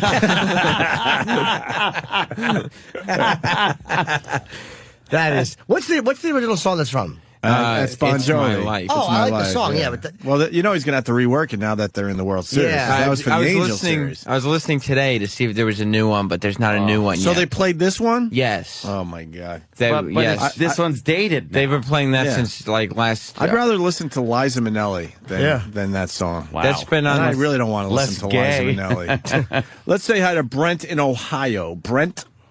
Hey, good morning, guys. Hi, Brent. Oh, this is the biggest pile of shit I've ever heard. it's not good. That was really bad. Jimmy was like trying to like get us all into it, like he's like snapping his fingers, and then he finally had to give up. That's terrible. Yeah. Fucking horrible. I got the fucking douche chills. I just want to jack my car into a fucking telephone pole and end it all before I have to hear any fucking That was more. bad. Holy shit. But play the team named after heaven. Oh, my. Thank you. Let's go to Angels. Gooch. He kind of stole my thunder a little bit. I have the douche chills so bad my spine cracked. Oh no! So That's you know how you chilling. scrunch up your shoulders Yeah. to like try to warm your neck? Next thing you know, you need a Yeah. fucking chiropractor. What Oh. the fuck? Fucking it's that tone that la la la la la. It's just awful. Let's go, yeah. Yeah, it's like, who laughs at that? But I don't Who gets understand. pumped? How do they survive in radio? They must Opie, make it makes $40 a week. I just want to hear you going. Just giving them one of those laughs. Yuck. Punch it out. Okay, then I'll do that. A little obnoxious. That's it. The worst. All right, now we get into some of their show. Nice. And then- now here's the meat and potatoes. What I like about Jocktober, it's very easy to just pick any show and make it sound horrendous. What Sam does is just pick a regular show and grab a few bits. Yes. So this is all from one show. This morning, matter of fact, I think, right? It's well, part of it is from Friday, part of it is from this morning. Okay. But it's not like, it's not a pick and grab situation. This is what was on. There's a couple of talk breaks, a couple of bits. So I have a couple of talk breaks and a couple bits. First one, Scott, Todd, and Patty. Patty's, she... Is that the Patty we know? It's not Stalker Patty. Oh. Cakes? Is it, I mean... Because another battle I don't fight anymore. Oh, let's see. Here. Where is it? Cakes. Oh, right. Is it that one? Because that's another battle I don't fight anymore. I don't know. All right. Well, then if we don't know, everything's I don't fine. care. Yeah, if she sucks, she sucks. I'm just not going to say half the shit I did last time. I mean, Patty's been with their show for a little while. All right. Scott, Todd, and Patty talk about being the longest-running morning show in New York. That's good. They are devoid of humor. That's what Sam writes here. Devoid. They don't have any. You got 95.5 PLJ. This is the Scott and Todd radio show, New York's longest-running continuous morning show. We're still trying to figure out whether that sounds good or... Another guy that's got mouth problems. Talking over dentures. Where's number one, the longest running show in New York history? Is he talking over dentures? He's talking over his dentures, I believe. Trying to keep him from popping out of his mouth, but still doing the radio voice. This break is sponsored by Effordent. How important is opening your mouth when you're doing radio? It's kind of hard. Larry? You got to kind of keep your choppers in your mouth. You think he's talking over dentures? It sounds like he's talking over dentures. Oh. Talking over dentures. Talking over dentures. I love that bit, the talking over dentures bit. Horrid. Dan in Tennessee. Dan. Hey. Hey. Dan. Oh, that's horrendous. It just pisses me off as a former disc jockey myself, the fact that there are talented disc jockeys out there like me having to deliver fucking pizza, and this crap passes for entertainment. Yeah. And they're in the number one market. Good God. Yeah, they're in the number one market. I never got it. I mean, Scott Shannon did some unique stuff for the business, but I don't know. He's been calling in for a long fucking time now. Is that the same Scott Shannon that's on that syndicated True Oldies channel? Hi, I'm Scott Shannon. Makes me want to fucking pull over and puke. Can we hear his Denture's voice again? Yeah. Thank you, Dan. Hear that. Yeah, let's go back to that. You got 95.5 PLJ. This is the Scott and Todd radio show, New York's longest running continuous morning show.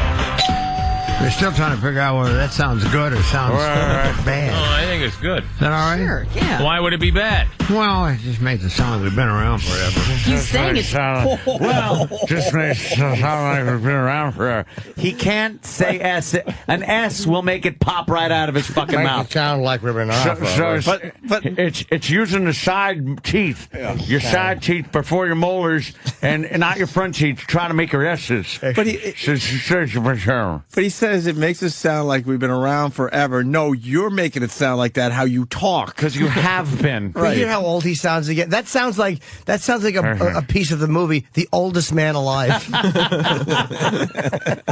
The movie's called The Oldest Man Alive, and here he speaks. Larry King checking in, and thank God. Oh, Larry King. Larry, what do you got today? Good morning, gentlemen. How important is the polygrip? But how important is actually doing the Larry King voice? Fucking idiot. How important is S in the English language? How hard is it to do it? We got another Larry. Larry King, what's up? Scott and Todd, how important are the teeth when pronouncing the TH sound? Oh. Larry King checking in, Ant. Larry. Hello. Yeah. Larry? How important is the lisp? Is there a little lisp in there, too? Well, it's just, I know it's just the way he's talking like this over his dentures. Just trying to keep all the teeth in Trying order. to keep them in there. I don't know how good that is. You sound old or not. Continuous morning show. We're still trying to figure out whether that sounds good or sounds bad. Oh, I think it's good. Is that all right? Sure, yeah. Why would it be bad? Well, it just makes it sound like we've been around forever. You saying it's bad makes it sound bad, but... No, I think it's okay, though. And plus, you said it. No one else. Yeah. I'm pretty proud of it, to be honest with you. There you go. You know, you don't find a lot of groups of people stay together for very long periods of time. No. Now that I think about it, it's a pretty good thing. Most marriages don't last that long. Nope. Better than some of those guys that got to sit home thinking, I wish I had a job. You know, there's a lot of people that do this. You know, they hate their jobs while they have them. Yep. And when they don't have them, they realize how good their job was when they had it. Yep. You go like this, man, it doesn't seem so bad after all, man. Maybe I should have kept my mouth shut. Yes, you should. You should. Or you should have kept it open when you talked. Jesus, fucking Teeth McGillicuddy is not doing a good job. It's kind of uncomfortable, isn't it? It's horrendous. So uncomfortable. Devoid of humor. As, Right, there wasn't any jokes sold or anything. by Sam. It makes it sound like we've been here forever. I don't know. And then he just trails off. It sounds like he has dentures and he's doddering. Yeah, doddering. We got to write it on. He's doddering. It's like he loses interest halfway through. He's a goldfish memory. He sounds like Imus with a goldfish memory. Imus in the morning. Doddering. Yeah, it just sounds like I'm talking. He's doddering. He's a doddering fool. Talks through the commercials. Doesn't know. What is this crap? The mics are on. Sorry. I don't know if it's good or bad or something. Sounds like he has fucking like dentist tongue. I just want to see him foong out of his mouth. Is it good or bad? Or I don't know. Foong. You just hear them. You hear them just like bounce off something. Just knock on the table, chattering. Like fucking wind up monkey teeth. I know, with like fucking, you ever eat like a roll and you look and you got that white roll gunk stuck in between your teeth? His teeth have roll gunk in them. Well, maybe it was just that break. Maybe he was just warming up. It was early. Yeah, maybe. We'll find out here. Patty does a gossip story about Rob Blagojevich and Donald Trump. How many people try to make a hair joke? We have to play that game? Yeah, take a wild guess, because, I mean, it's only the most creative of creative minds would think Rob Blagojevich and Donald Trump together, I got to make a hair joke. So there's wow, no one ever does that. No, but there's Scott, Todd, and Patty. I guess 3. You're gonna guess all 3. Is there 3 hair jokes? Well, Jim is guessing all 3. I want 3 hair jokes. Actually, no, I'm going to guess 6. They each try 2. There's only 1. Well, this is part of the fun of Jocktober, and it's going to be Scott. The people at home are on the edge of their seats. Is stupid enough to still try to do some kind of hair joke that no one's heard before. That's what you think? You're going with 1? It's so obvious. One of them will make a. One of them will How many make a hair joke? 1? Don't tell them. It's a surprise, though. It's a big surprise. Wait, That's the contest. I bet you one makes the joke. I bet you one makes an observation. Like, geez, all that hair? That's a lot of hair. And then one guy goes, yeah, it looks like and then tries to be funny. But one guy will just make an observation. All right, too much hair for 2 people. Let's see. I'm talking like a burn victim. You're just doing your Scotch. I'm a bad impersonation. Sam. See? That buffoon and his big hairdo, former Illinois Governor Rod Blagojevich, is finally getting what he wants, reality TV time. He's a team up with that Balloon Boy dad. Even though there are worries about how his new gig could impact his federal corruption trial, the judge says he won't block Rod from appearing on Donald Trump's Celebrity Apprentice. The judge does want all the lawyers involved to do a little research into how the TV show could impact potential jurors. Prosecutors are less enthusiastic. They're worried he's going to use the TV time to tell his side of the story and try to taint the jury pool. But we'll get a look at him. I can't imagine those two together, Trump and Blagojevich. 2 great hairdos. I was going to say. All right. Oh, my God. It's following Jimmy's format. Exactly what Jimmy said. 2 great hairdos. I bet your one looks like they're wearing a raccoon hat, and the other one sounds like they're talking with marbles and Novocaine in their mouth. I sound like Ted Scheckler after he shot the face. It followed Jimmy's. These guys are hilarious, Gregory. This is my favorite radio program. What do you enjoy about them, Ted? They make me laugh. They have a lot of funny hair jokes. Put it back on. You're spoiling it. All right. Together, Trump and Blagojevich. 2 great hairdos. I was going to say, who's got the worst hair? I know. Right. Dueling hair. Dueling skunk heads. Co-fucking Kane! Was that it? Wait, what happened? And then that they was go all dueling skunk heads, and then they go into laser effects? Well, lasers make everything sound, cooler and funnier and better. So. Laser, give it to me, baby. Next story. I love that the guy goes, I was going to say, hey, what's with that hair? You did say it. You shouldn't have. Yeah, it was already said. Well, he should have thought that gratefully to himself, like, well, I was going to say hair and didn't because it would have sucked and bored everybody. Yeah. And the give it to me, baby, that's like a stinger, like, oh, you gave it to us with that shit. Well, in the gossip segment, between each gossip story, we get a pew, pew, pew, give it to me, baby. We hear the hair jokes again. You talked all through them, Gregory. You spoiled it. Samuel, you're ruining the fun of this program. I don't like it a bit. Sorry. Where's the hair jokes? Scott and Todd are hilarious. Let me try it from here. But we'll get a look at him. I can't imagine those 2 together, Trump and Blagojevich. 2 great hairdos. I was going to say, who's got the worst hair? I know. Right. Dueling hair. Dueling skunk heads. But if you were going to say who's got the worst hair... I don't know what... That just happened. What? What was that? They all got in on the fun. What do you mean dueling hair? And then that was what? That was skunk head. But he's Scott that said dueling hair, and then Todd piped in with dueling skunk heads. Dueling skunk heads. Okay. Jimmy, don't look now, but. Oh no! Oh no! Really? Is it? Speaking of, huh? Yeah. All right. So yeah, doing Jocktober with Scott and Todd. Why'd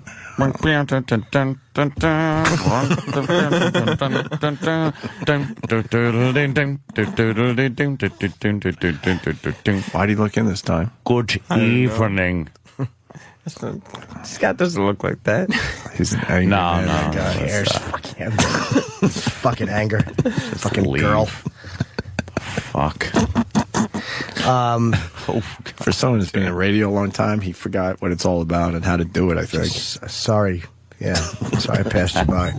The longest funny morning program on your radio. It's the fucking worst voice ever. Who listens All to right, this? yeah, back to Scott. When I was a kid, me and my friend David, I think his name was David Hoff, or Hoffa. We used to tell. Did you listen to the Shelley Sunstein joke in the morning? When I was in 7th grade, I think that was a PLJ. It was personality, PLJ, right? Yeah, Shelley Sunstein. She would tell, "I'm Shelley Sunstein," and if I left work like for school at the right time, I would catch the joke. If not, I wouldn't catch it.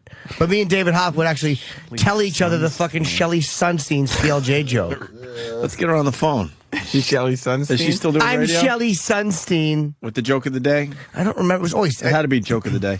Why would I Guys? tell that to my friend? What a faggot I was. Moving on with Jocktober with Scott and Todd. The crew talks about Steve Phillips being fired from ESPN.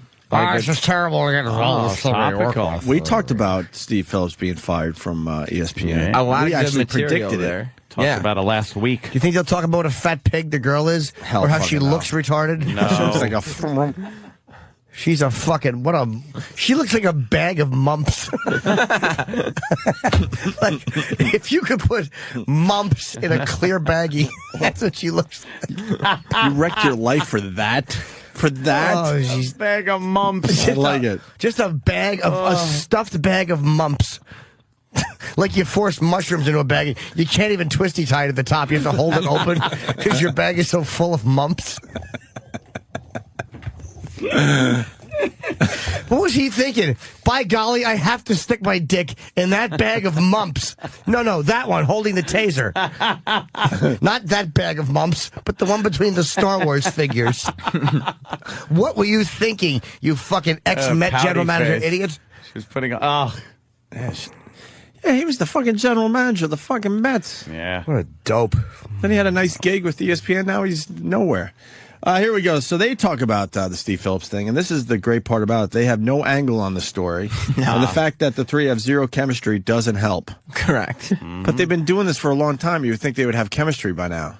Yeah, I mean, it's like somebody will start it and then put it down, and it will just kind of, that's where it'll stay. It'll just kind of stay down. Like nobody else comes and picks it up and takes it someplace else. Just stays down. Who's that in the middle?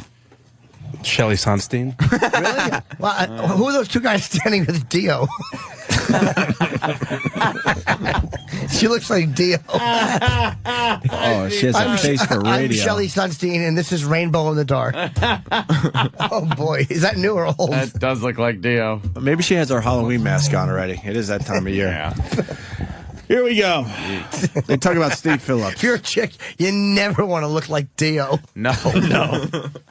Oh, God. Oh, my God. It's horrendous. That is horrible. Steve Phillips, no longer working for ESPN. They sent a little press release over here early this morning. Here's what it says. His ability to be an effective representative for ESPN has been significantly damaged. It's evident that it's time to part ways. So, I guess... poor Steve. They're giving him some me time to address his personal issues and his demons. Do you agree with that move? He does need a little me time. He does need to get something straightened out here. I mean, would you say the same thing for David Letterman then? No. I believe that this is a little more serious offense. When you mean the guy, she's actually filed a suit against him of some sort. I think they settled it, correct? I think any of the women have filed suit against Letterman. Yeah. Oh, wow. That's their break on Steve Phillips? That's what they got on Steve. Are you fucking kidding me? Patty is trying to get something going. Yes. Right. With these two lumps. She's trying to spark conversation. They're giving her nothing. Holy shit. At least she's trying. Well, one of the keys to good improv and conversation on the fly is one-word answers, and it's no. Just saying no. That was uncomfortable. That was so terrible. Yeah, she's trying to light jellyfish on fire. That's like how hard she's trying. God bless her for trying. But yeah, good luck to you. And then she throws Letterman out there as a conversation starter. Nothing. But subtle. It looks like Scott Shannon doesn't have a thought in his head anymore. No, it's a lot more serious. Well, why? Well, why is that, Scott? Well, it's ESPN. looks more serious. It's called the Entertainment Serious People Network. But you're not explaining why it's more serious, the Steve Phillips thing, than the David Letterman thing. Steve Phillips is married. Oh my God! How do you do that? How do you go with that? But so is Letterman. Yeah, so is Letterman. But this was somebody that he worked with. It was the same with Letterman. Well, this is serious. But why is it serious? That's what we're trying to get from you today. Letterman tells jokes in the beginning of his show. This guy doesn't. I would at least listen to that. Serious. Because at least you're making a point. It's serious. Scott just likes to read his news articles. I gotta hear that I again. need some polygrip. Yeah, what does he put? What does he hold his fucking? If those are false, what is he holding them in with? Polly grip. With that move? He does need a little me time. He does need to get something straightened out here. Let's see if he says I anything. mean, would you say the same thing for David Letterman then? No. Oh. I believe that this is a little more serious offense. When you mean the guy, she's actually filed a suit against him of some sort. I think they settled it, correct? I think any of the women have filed suit against Letterman. Yeah. Crap. Thanks for nothing. Wow. Faceless. Just a lot more serious. Sure. Yeah, faceless. They pulled my face up so hard. I can't do the voice anymore. I lost it. God damn him. Longest running morning show in New York City, right there. Yeah, but see, now people will be able to go to the water cooler at work and say, hey, did you hear Scott and Todd were talking about this guy on ESPN? He'd get fired. Fucking bullshit, man. I'd fucking show them the door so fast. Give a young show a chance. Well, don't forget the song parody that we heard at the beginning. Like I said. Okay. Beat it, stupid, and stupid. I would. I wonder what their ratings are. They have good ratings. They're safe and radio show. I had a doctor give me a facelift. I have an ankle by my ear. So I look like Stonehenge. Fake teeth, a wig. I'm so much older than I'd like to tell people. I'll be 71 years old. I forget the Botox, most likely. I actually have my Botox pumped in with a garden hose. That just looks like they put I don't know what it is. They put like a prosthetic chin on him. He's got a big like it's fake. Like it's SNL makeup. It's not even like a double chin. It's just one big fucking. It really does look like the face accompaniment to a fat suit. Yeah. Like That's a great call. Yeah. They put the face fat suit on, and now they got to do the body. I look like Jiminy Glick. There it is. And you knew that was going to work, you fuck. Jiminy Glick. His fucking hairdo. Is that his hair? Yeah. Oh, shit. It does look like his face. It's the same face. Sure.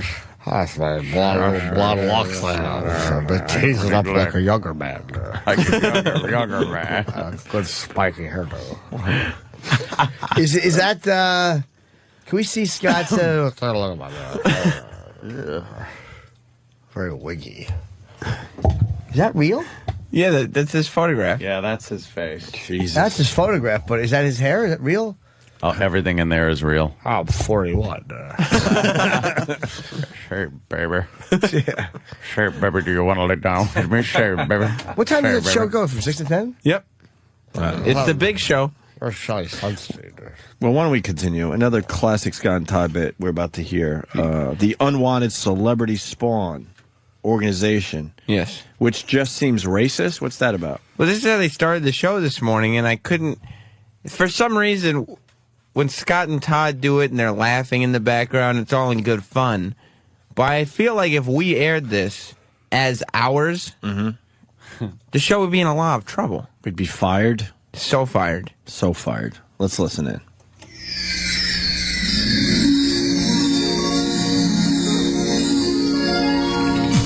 The Big Show. Big Show. Big Show. Big Show. Scott, Todd, Patty, Joe. BLJ.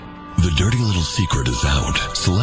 having babies out of wedlock and never acknowledging their existence. But now, UCS, Unwanted Celebrity Spawn, an organization trying to reunite these illegitimate children with their famous parents, is trying to help. Meet Cecile, a 22-year-old. I can't even follow the setup.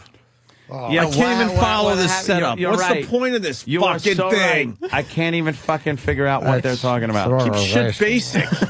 We have our Sunday spawn. Yes, That's for it. A slip spawn. Did you follow the setup? Yes. Their famous parents is trying to help. Meet Cecile, a 22-year-old Las Vegas dancer. People's always made fun of my name growing up. I would ask my mom's, why's people so mean? And she said, they just jealous of you, Cecile the entertainer. You should be proud of you family name. I wishes my father were around to help me, but my mom said that he died in the war. So I went back to see if he died a hero, but it turns out there were no war 22 years ago. What the fuck are we listening to? Just get you fucking mad. She's a black That watermelon, eat that watermelon, eat that watermelon. Sure is good. Eat that watermelon, eat that watermelon, eat that watermelon. Sure is good. point I'm making is those people should be allowed to vote. Back when I was good old days, should be allowed to intermarry with whites. When they changed the law during my third facelift, allowed them to vote. Jim Crow is actually a guest on my radio show. Do we get the answer to this? Well, it's not over. It just continues? Continue. All right, let's see what this is about. For years, I searched high and low to find my pops. I hired private detectives I found on Google. And it turns out my dad is comedian extraordinaire Cedric the Entertainer. Now, with the helps of UCS, I've been in contact with my daddy, but he doesn't. We gotta do this in parts, or we're gonna lose the entire audience. So Look, because this goes on forever, and it's fucking horrendous. This is great. I don't know what this is. Could you please explain the plot to me? And I do want to point out that there's a woman on Maury. Guess what her fucking name is? Oh, what? 2 teens, 2 babies, 2 men. Who's the dad? Her name, I swear to God, is Allegra. Allegra. Allegra? Jesus. Is that a drug? Yeah, for allergies and whatnot. Allegra N. Her name's there you go, Allegra. Allegra. And she's got pink hair. Yeah. Is that natural? Yeah. It looks. Of course it is. Real natural. Yes, I've been in contact with my daddy, but he doesn't believe I'm his kid. I say to him, I'm always wears hats and glasses, and my last name is the Entertainer. You must be my father. But still like that Genesis song? No reply. I hopes one day we'll be a happy family, and he puts me up in that Honeymooner sequel, or at the very least this Barbershop 3 or The Cleaner 2. He's got lots of monies, and I'm gonna get me some. If you think you might be a UCS, Unwanted Celebrity Spawn, even if there's only the remotest of possibilities, contact us at our corporate headquarters behind the Wendy's in Bakersfield, California. For more information, go to ucs.tv/semicolon/org.edu/info/org. Big Show on PLJ. And then they go into the music and the laughing and the lasers. Did you notice how long the URL, the website URL was? Oh, I didn't notice that. It's much longer than your typical, and some of the characters were out of place. Yeah, they would never be in a real URL. That's the funny part. Well, you see, that was Cedric the Entertainer's illegitimate daughter. Yeah. Which is why she spoke like a... Why is that supposed to be funny, though? Yeah, we don't really get it. Well, the thing is... What, Scott? Most people always have children in wedlock. It's what they do. They're within their misbehaving ways. Scott. They're not like us. Remember the first time my teeth fell out in the whites-only fountain? Color man named Mr. Jacobson. I said, pick him up, boy. And then Tuma dropped a jar of molasses or honey or whatever it was. I said, honey jars. Honey jar. Was it honey? Of course it was. Because back then, that's what I used to keep my dentures in. old Tuma would come through with the honey and slap my teeth in my mouth. He threatened to put my head under the cartwheel and stop dropping his honey jars. Tuma. Yeah, he called me red. He said, I will hurt you, Scott. All the bees were stinging me. My face swelled up. It's still swollen. That's why my face is swollen. Tumors, bees were stinging me. Tumors bees. Tumors bees stung him in the face. Yeah. While he's getting honey to keep his dentures in his mouth. It's the good sticky honey. Yeah, my teeth kept falling out every time Roberts was all bouncing basketball off my head. He can tell me to cry, sportsman. So I got some honey for my dentures. The bee stung my face. And Ernie Hudson fucked my face. Ernie Hudson used to fuck my face twice a week. He'd take out my dentures. Oh, shit. I think we're done, Sam. What? Why do you think we're done? Is there more? You think that not of that bit. That bit is done. Oh, thank God. Oh, wait, we could continue because it's Todd's phone scam. Oh, I love the phone scam. What Todd used to do benchmark. Well, I guess he continues to do phone scams. Yes. He parlayed this into a lot of CDs that you can buy. Yes. A lot of prank phone calls on CDs. Problem is the FCC finally told all radio shows they can't do prank calls anymore. Yeah, it's illegal. So if he's still doing phone scams... He's crazy. He's going against the law? Oh, well. No. See, it's all set up, Sam. I hate to tear down a wall today. They're all but, fake. They're all fake. I hate to disagree. The setup is fake. The people involved are fake. They're Teeth probably are fake. Probably stupid The hair sales. is fake. The Face is fake. Probably Chin some is fake. Probably some stupid salesperson has to play the victim. Today you're the victim. We're going to call your cubicle, make believe this is real type shit. Well, is it obvious it's fake? I listened to this, and he calls a shipping company, so this one wasn't fake. Oh, then it can't be fake. He didn't call salespeople. He called a shipping company. So There's two things that are going on. They will play old phone calls, make believe they just did it when they were legal, or they're brand new and it's all fake. I mean, this one seems new, so they're probably... let's find out. Yeah, I have a special package that I need to get shipped to a friend very fast. Oh, no. So I called a company. That's very funny. That's Monkey Boy. Yeah, but that doesn't make sense yet because we don't know why he's shipping it fast. Obviously, some kind of... No, Monkey Boy is their producer. His name's Monkey Boy.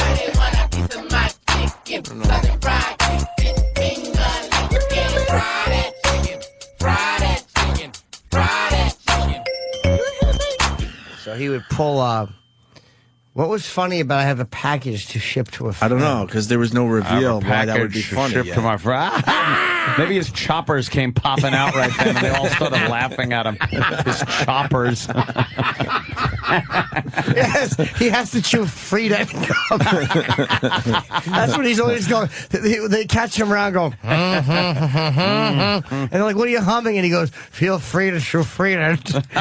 The commercial Frida gum was horrendous. Freedent. Didn't stick to your choppers. Yeah, Frida. He's been trying to chew a piece of Hubba Bubba. You want a piece of Freedent? Nah, I'm having fucking Hubba Bubba. Look, big fucking chunk of gum. That's how he gives himself away when he's on a date with a younger chick who's a fan of the show. I have a piece of Freedent. Freedent? Why would I? No, I have Hubba Bubba. You want a piece? Oh, boy, that could be a problem. He just holds it in his mouth and hopes like he can just suck the taste off it because his breath stinks like fucking denture juice, coffee and denture juice. Old denture juice that's just building up in his mouth. And he takes a good bite of the Hubba Bubba and he gets so caught up his teeth just lock up with the tongue.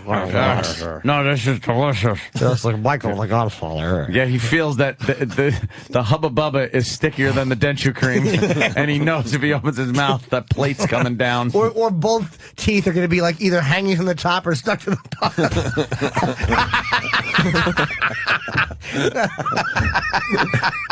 He'll start eating over the top of 2 sets of teeth. He'll be mashing it between his gum and the fucking top of the fake teeth. His palate. The roof of his mouth. Roof of his mouth and the top of the fucking... Don't mind me, there's a little birth defect. Yeah.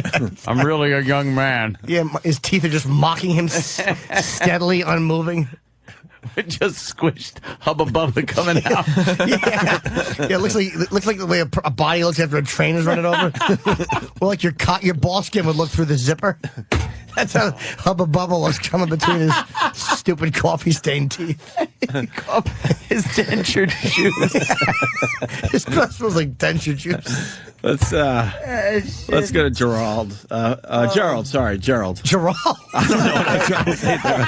I'm still laughing at dentured juice. Hey, fancy man. Yes. Scott sounds a lot like Spock. It should be Spock and Todd show. Everybody sounds like this when they're talking over their dentures. I think they want. I have been and always will be your friend, Captain. Jim. Where are they going to come flying out of his maw? God, that was a good movie.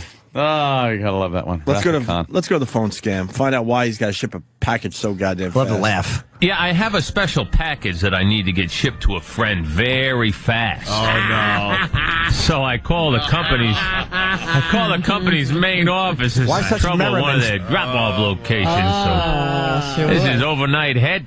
Like Press, Marie Stotsby, help you. Yeah, maybe you can help me out. I got kind of a problem. Certainly. I was just in one of your stores in Manhattan, and I was trying to ship something, and your people give me a lot of grief. They said I got to call you up. What are you shipping? It's a human head. Is this? Hold on. A 2 human? seconds. Yeah. How much older is this? You hear he's like, yeah, so I called us this place to ship something, and they're just we're going to ship it. Is this replaying an old call, you think? And then No, this is Todd doing the call. Oh, okay. Because I was going to say, then it goes, "Hey, how you doing?" No, my teeth are fine. Otherwise, that's a dead Oh, giveaway. Right? okay. But this is, Todd is the real sort of prankster and humorous one. Oh, that's Todd. He's the crazy one. Shipping a human head. I like the fact he goes right for it. Like there's no beating around the bush. No, a little lead up. Yeah. What do you? Hey, I have to send something. What do you have? Box of cunts. Joke's over, idiots. Yeah, have a good day. They said I got to call you up. What are you shipping? It's a human head. A human head? From New York to California, and they say I can't do it. No, we don't take body parts, sir. You what? We don't take body parts through our service. Well, see, I sent a toe before. Well, did they know what it was? We just don't take body parts, sir. I think you're going to have a problem. Is Stalker Patty two-timing us? Yeah. Sounds like a... I think you're going to have a problem. No, Stalker Pay doesn't work in shipping. You want some coffee? I want to ship a head. Well, we don't take body parts. No, it talks. You're going to ship my head over there with the dentures and everything. The dentures. Dentures. I hope he gets he falls down and he's disoriented and he falls out of his mouth in front of his date and he puts him in backwards like when Tyson put his mouthpiece in backwards when he got knocked down. Wow, what's wrong, lady? You're 24. You're perfect for me. A young demographic. Oh, shit. My dentures fell out into a pile of manure. I was in Lancaster, Pennsylvania, and a large Negro punched me in the back of the head, and my dentures fell out. It's just some manure. I had to pick my dentures up, put them in my pocket. Holy shit. I had to wipe manure off with my hanky. My hanky. He's got a hanky. I had to pull. It was a wedding. I had to pull out the top of my tuxedo jacket. Well, I sent a toe to Georgia, and I also sent a nose. Let me see. Let me put you through to our other department. Hold on, please. Okay. Get the head department. Nose department. Customer service representatives will take your call as soon as possible. Sir, is this medical research or? Oh, no. Oh, God. What's it for? For my friend, so we can have a look-see at it. Hold on, please. Let me get back to you. You got her stumped. To think for a minute. Thanks for holding, sir. I just checked in Memphis, and I'm sorry, we will not take that for you. We do not ship. Hey, now, DHL pulled the same on me. Well, I'm sorry, sir. One of their drivers flipped me off one time. I yanked all my business from them. Their stock hit the skids. Now, what am I going to do? It's going to decay. Unfortunately, that's your problem. It'll be all smashed and cracked if I got to keep it out for a week. It's in a jar. Right. It's not just a head. I'm not trying to cram it in an envelope. Mm-hmm. Now, I understand, sir, but they said they will not take it because I checked with Memphis. The only thing they'll do it is for medical research going to a medical location. I want my friend to get a look-see at it. Try another service, sir. Thank you. Wait, don't hang up. You're on WPLJ and you've been phone scammed. How do you feel? Wonderful. I feel great. Sounded wonderful, didn't she? It was funny to her later. All right, it was a real phone call. Definitely a real phone call. Here's the deal. Thank you, Mike, in Minnesota. I moved from New York over 11 years ago, and I heard this call long before I left. Oh, my goodness. So it's when you could still do prank phone calls. Right. Well, let me ask, what was the noise they played? What's that at the end, Sam? That's yes. For years, this has been the song that they play right after the phone scam. That sounds like him trying to talk without his teeth in. I knew you were going somewhere with that. Comes out like a couple of I think that was a Dr. Demento classic. I think Dr. Demento found that fucking thing. I believe it's Scott and Todd's. Is it? Maybe they redid it or something. By the way, Todd's New York accent is a put on as well. Oh, I know. Todd's not from New York. He puts on this accent, but when he's on television, he has no accent whatsoever. Oh, yeah. Oh, he's got to go for the Midwest when he's on TV, right? Yeah, I mean, Scott. I'll tell you the time I got punched to the teeth. Black man knocked my teeth out outside of the Medgar Evers trial.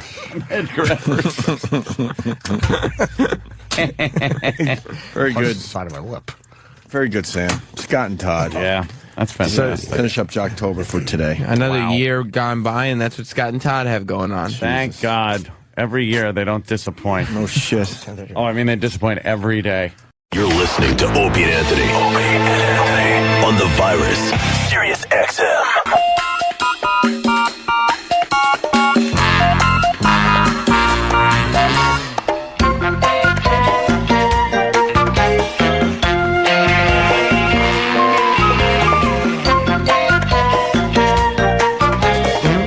God, I love when Penn Jillette is in studio, and he is in studio, my friends. I am. He just did some TV. I said, how is the TV?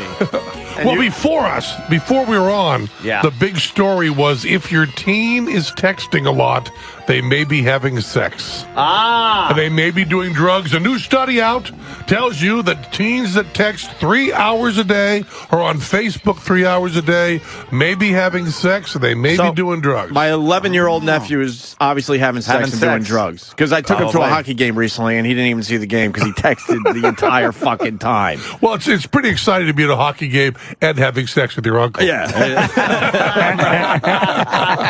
I don't know what... That is a bullshit study. I don't know what icing is, but he's bad touch. But he has some on his back. Every time there's icing, that's where my bathing suit touches. Yes. Show on the doll where he touched you. Show on the hockey player where he touched you. Do you? I'm a texter. I love to fucking. What's better than photographing your cock and sending it? You ever send? You like doing that, Jimmy? Of course. Yeah, but could you lose my address? I just like to spray paint it black and freak them out. No, I have a very subtle question to ask you. Sure. After the show in Vegas, we meet people, and they comment on shows, and they say stuff like, loved you on Letterman. They'll say, really enjoyed you on Dancing with the Stars. Then they say, go on O&A again. They never ever say, I was good on it. They never ever say they liked it. It is a straight command. Just go on O&A again. And every other show, they comment about what happened, how they did it, or say, I love that show. You know, I love Letterman. You should go on there again. Yeah. Nothing. They don't want to give out compliments for some reason. We have the weirdest fans in entertainment. O and A again. A simple command. If you know what's fucking good for you, go on O and A again. Like, maybe it implies maybe you'll learn to do it. Maybe you'll get good at it. What do they mean? Is it a compliment? They like you. They don't know how to say it. They all have Asperger's. Bunch of dumps. But they do love you. They don't want to compliment us for some reason. I don't know why. I just think it's great. Half the time, I don't even know if they're our fans. I get very confused. You have arguments with some of these people. I'm like, I'm just a fan. I'm like, how are you a fan? I don't understand. You haven't said anything to me that indicates that you're an actual nothing fan. Complimentary, nothing. Right. Yeah. Just awful people. You know they like you because they're not spitting on you. Like, that's how. Yeah, sometimes. Really weird. Well, it's just, I just thought it's a very subtle thing. I don't know what it means. But I said, I say it gets, your show gets commented on as much as any other show. That's awesome. But never, they don't like adjectives. They don't like adverbs. They don't like know them. simple command. What it is. Simple command. Here's what you do. Yeah, that's pretty much our audience. Radio, God bless them. go. God bless them. Why are you in town? You got something going on? Kind of, sort of. The big thing is that Teller is opening a show called Play Dead down at the Players Theater on McDougal.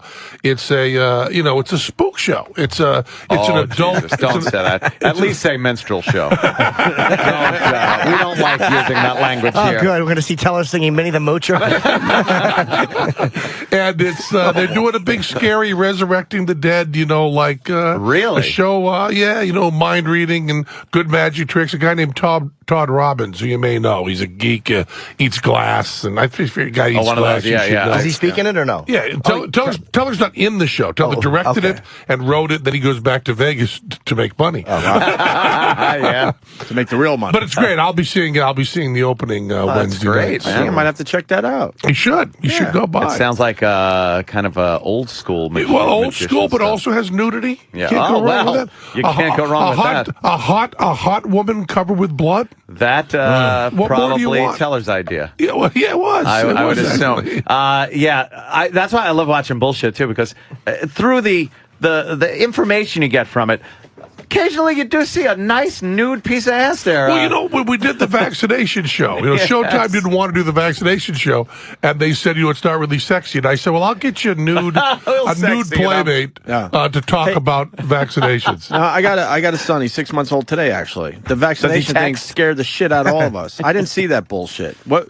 And just a quick little summary, what you learned. The quick summary is you don't want your son to get whooping cough or smallpox. Right. Get them all the So you have no vaccinations. fucking choice, really. You have no choice at all, and you don't want a choice. I mean, if you were living in a time without vaccinations, it is all you would want. Right. And it's the great, and there's this anti-vaccination thing that started on very bad science, the Wakefield studies out of Britain, and it's total, complete, and utter bullshit. But most of the bullshit wastes people's money and is kind of funny. The vaccination bullshit kills babies. Right. Kills children. And did you go after Jenny McCarthy? Yeah, we sure did. Good for you. And what we did was... Good for fucking you, man. We said all Jenny McCarthy has going for her was she was a Playboy model, and people are listening to her. So we had a Playboy centerfold who came out topless. But the great thing was, it was kind of an odd moment because one of the writers, his son, is autistic. Right. So we brought out a Playboy model to explain the science. And she was topless, explaining the science. And we also brought out our friend's son, who's 10 years old, who's autistic. So we had brought a 10-year-old autistic child on the set with a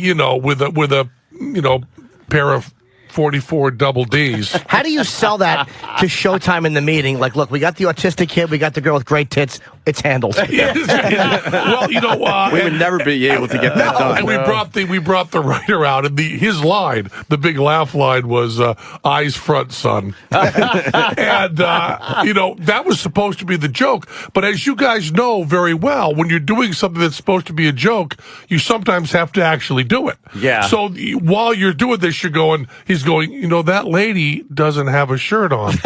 And we went, she doesn't. That's kind of the joke. well, what's the joke? Well, the joke is that you're a child, and I think what we're doing is very, very wrong. Just stand there. Exactly. just suffice to say it's wrong. Nice. And the great thing was that the Playboy model that we got to read the stuff, read the whole study on prompter, and then turned to me and asked me the questions that she had just answered reading the prompter. She read the prompter, I guess, phonetically. Zero comprehension. Yeah, no comprehension. And then just asked me, and I went, well, it's on the prompter. When was the study discredited? Well, you just said. You just said it. That's awesome. Can you imagine it if we try to get that done? No. Autistic kid, 10 years old. We couldn't get either one of those things. A girl with great tits. Right. Couldn't get a girl with great tits, and autism. Or an autistic. If we said one of the either. Just pick one. Both in one. Because they're both money on the radio. I certainly bow to Penn Jillette because he gets shit done. He doesn't have to deal with lawyers in this corporate crap. Oh, no, the lawyers are really, really important on bullshit. We 8 years. 8 years of then there's this asshole, and we've never been successfully sued. But you'd love the notes that our lawyers make because one of the reasons your lawyers are different than ours. We need your lawyers then. One of the reasons we say motherfucker so much, and one of the reasons we invented the term cunt pickle was you're trying not to say liar because liar is actionable. There you go. So we get notes in our script that say, and I love this, from the legal department in a little square with a stamp on it, can't you call this guy a motherfucker? Because call him a liar. And you also can't say a product doesn't work, right? Like if you say a product, you can say it's a piece of shit, but you can't say it doesn't work. Exactly. Yeah. That's where you get sued. So Al Goldstein, who I just visited in the Veterans Hospital. Yeah, I saw your tweet about that. He's not doing well, huh? No, he was homeless for a while. One of these heroes of free speech. The Topeka versus Goldstein case is amazing. And now he's in I got him out of the homeless shelter and got him a place to stay. How did he get himself in a position where he was homeless? Was Screw not making money for a long time? Screw kind of started doing less well, and Al is crazy and pisses off a lot of people. I mean, watch the trajectory of Al Goldstein because we're all heading down it. But he was in the Veterans Hospital, and I went to visit him, and he's doing okay there. He's got some, he's old and got some problems. And yeah, I remember when he was self-destructing here in New York a few years back. Wow. But Al Goldstein told me long ago, he said, whenever you're mad at somebody in public, don't ever say liar. Don't ever say cheat. Say motherfucker. Say cocksucker. Because if you go to court, it's harder for them to bring that up. I'm not a motherfucker. I didn't fuck my mother. What did he mean by motherfucker? Did he mean liar? Well, he meant he really didn't like you when you pissed him off. It's much safer. Sure. So you have to be for lawsuits. So our lawyers write in the margin, call this guy a motherfucker. That's great. That's beautiful. Yeah, lawyers there to protect the show. And the great thing was, after 8 years, whenever it averages 85, 90 shows, we had one editorial comment from a lawyer that had nothing to do with advice or anything, and that was on the show about pyramid schemes, which we were not allowed to say pyramid. We couldn't say pyramid scheme. We had to say, multi-level marketing. Couldn't say Ponzi. You couldn't say Ponzi either. And we did one. So the only thing we could do was do a whole Egyptian scene with me going to tell her, what are those things behind us? And then going on about it. Yes. And we did a whole thing about Social Security.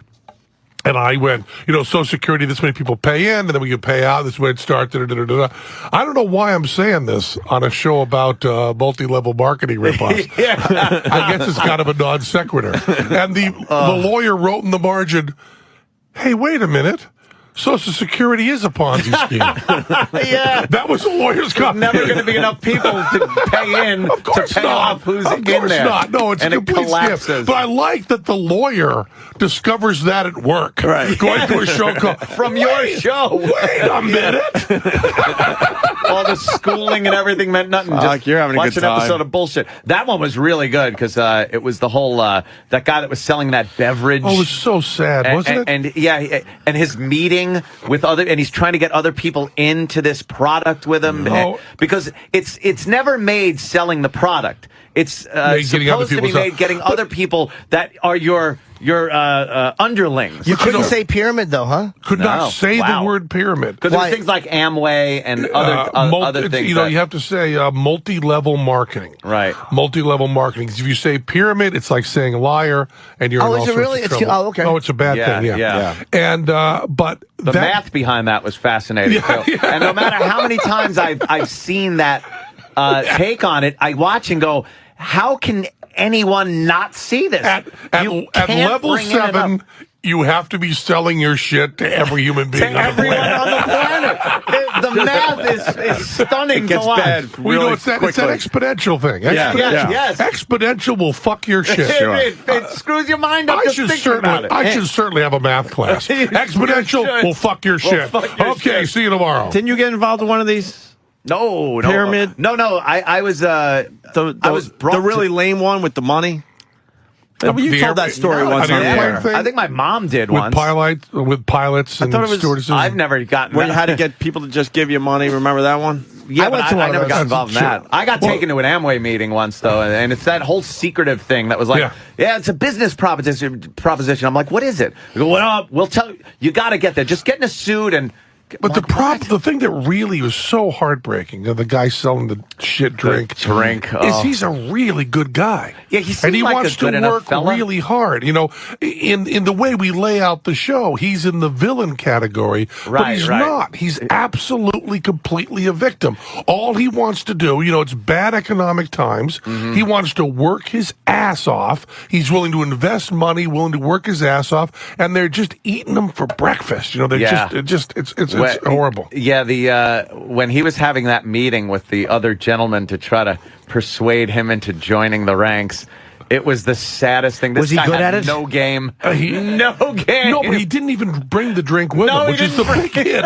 Which is, here, you're bringing. I'm going to sell you something, and I don't bring it with me. He didn't even. We got this great drink we're going to sell. Oh, do you have the drink? No. And obviously, it's part of the script to not bring the drink with you. Yeah, don't bring it. I wonder why.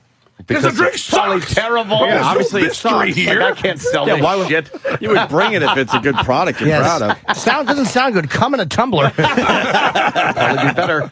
There's this book called Packing for Mars by Mary Roach that talks about what it's like to be an astronaut, which I didn't know that being an astronaut is breathing shit and vomit with every breath. That shit and vomit floats through the air, and that psychologically, guys who are professionally trained to deal with each other, after 6 months end up punching each other in the face in zero G. And they're talking about sending people to Mars, which is 500 days round trip, never opening a window, breathing your and other people's shit and vomit and piss constantly. They get E. coli fecal infections in their fucking noses. Kill yourself. Just kill yourself. And their bones deteriorate. They fall to pieces. And there are people right now in the United States who are not crazy.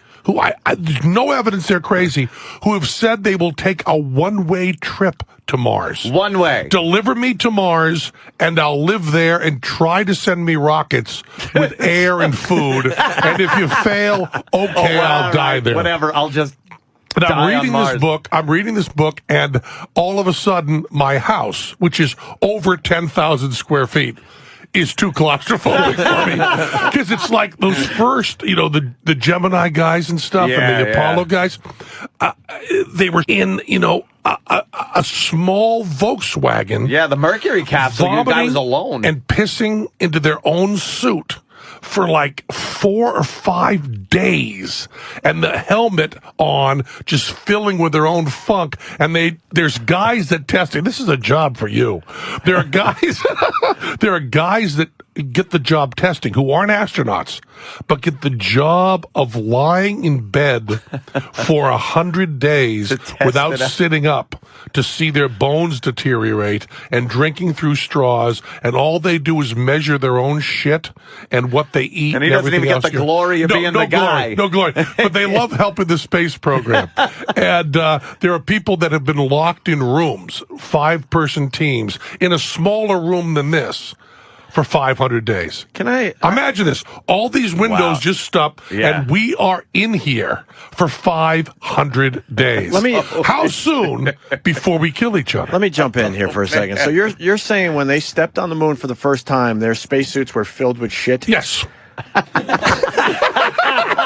Didn't they have any kind of way to fucking to clean that out? They don't They have... sort of have things they could do now, but they have never... Going back to 1969... They have never found a zero-G toilet that works. That glorious moment they were filled with shit. It turns out that when you are evacuating your bowels, a big part of what gets it to vac from your bowels is gravity. And without gravity, it just kind of hangs there, and they have to scoop it out of each other's asses. And then they have to put it in a bag, and they have to put pills in the bag, and then squeeze it up. Squeeze it so that the pills go in there. Otherwise, it will ferment and blow up the bag and pop and fill the air that's all around you with shit. This book is the most nightmare book, and I don't think, I was reading this stuff going, I don't think I could sit in the capsule for 15 minutes. And then none of this is mentioned. Then there's a rocket on your ass, and they're blowing you into space, where your chances of dying are as high as anything you've ever done. Right. And they talk about how the astronauts on the Apollo program would not eat or eat just cheese so that they wouldn't shit for 8 days in space. I can't get past the fact that they had shit in their spacesuits when they're stepping on the moon. That's why they walk so awkwardly. Jumping around with shit. They're jumping around because their asses itch so fucking bad. And if you vomit in your suit, which you always do, They always do get sick, it stops your visibility. And then you can't get your hands to your face to wipe it out of your nose, and it's floating. You know, I've been in zero G. I went on the vomit comet. I went zero G, and I got this idea. I went with Billy Gibbons, which seems odd. From the ZZ Top? ZZ Top, yeah. So it was me, ZZ Top, and test pilots. And it was an illegal flight that we took. We went illegally with a guy who had an Air Mexico 747 and said he'd do the parabola. A 747? And what you do to do zero G is you do parabolas, just like that. That's up and down, like almost like a heart monitor. It looks like. Yeah. So we did it over the ocean, and the pilot's just trying to go straight down. So I had decided, I was on with 2 astronauts and some test pilots, and I had decided, the movie Barbarella? Sure. Yes. I had decided that what Billy Gibbons wanted to do was he wanted to bring an amp and a guitar. I saw this video, by the way. It's hilarious. And at zero G, he wanted to play the guitar. You should look this up. That was his dream. Everyone had something they wanted to do. My dream. Yeah. My dream was to do the striptease from Barbarella. The beginning of Barbarella, Jane Fonda goes, Barbarella, psychedelic, kind of like a conch shell of love. And she's stripping. But she's on glass. She's on like a Danny Thomas glass cocktail. And I'll never live that down. She's moving around like that, and she's not really weightless. So I said to the astronauts, I want to do a striptease, and I want to sing Barbarella. And Billy Gibbons said, well, okay, I'll play a little guitar. Yeah, you got it right here. They got me floating around here. Take a ride in the NASA bomber. What year is that? How long ago? I don't know. Must be the 90s sometime. There's me and Billy. And so I'm doing that. And when I start stripping, right, the astronauts don't really understand that when I say I'm going to strip down fully naked. So what you do is you've got 35 seconds of zero G, then you got 35 seconds of 2G. And zero G is exhilarating. You weigh nothing. This 300-pound fat fuck weighs 0. It's terrific.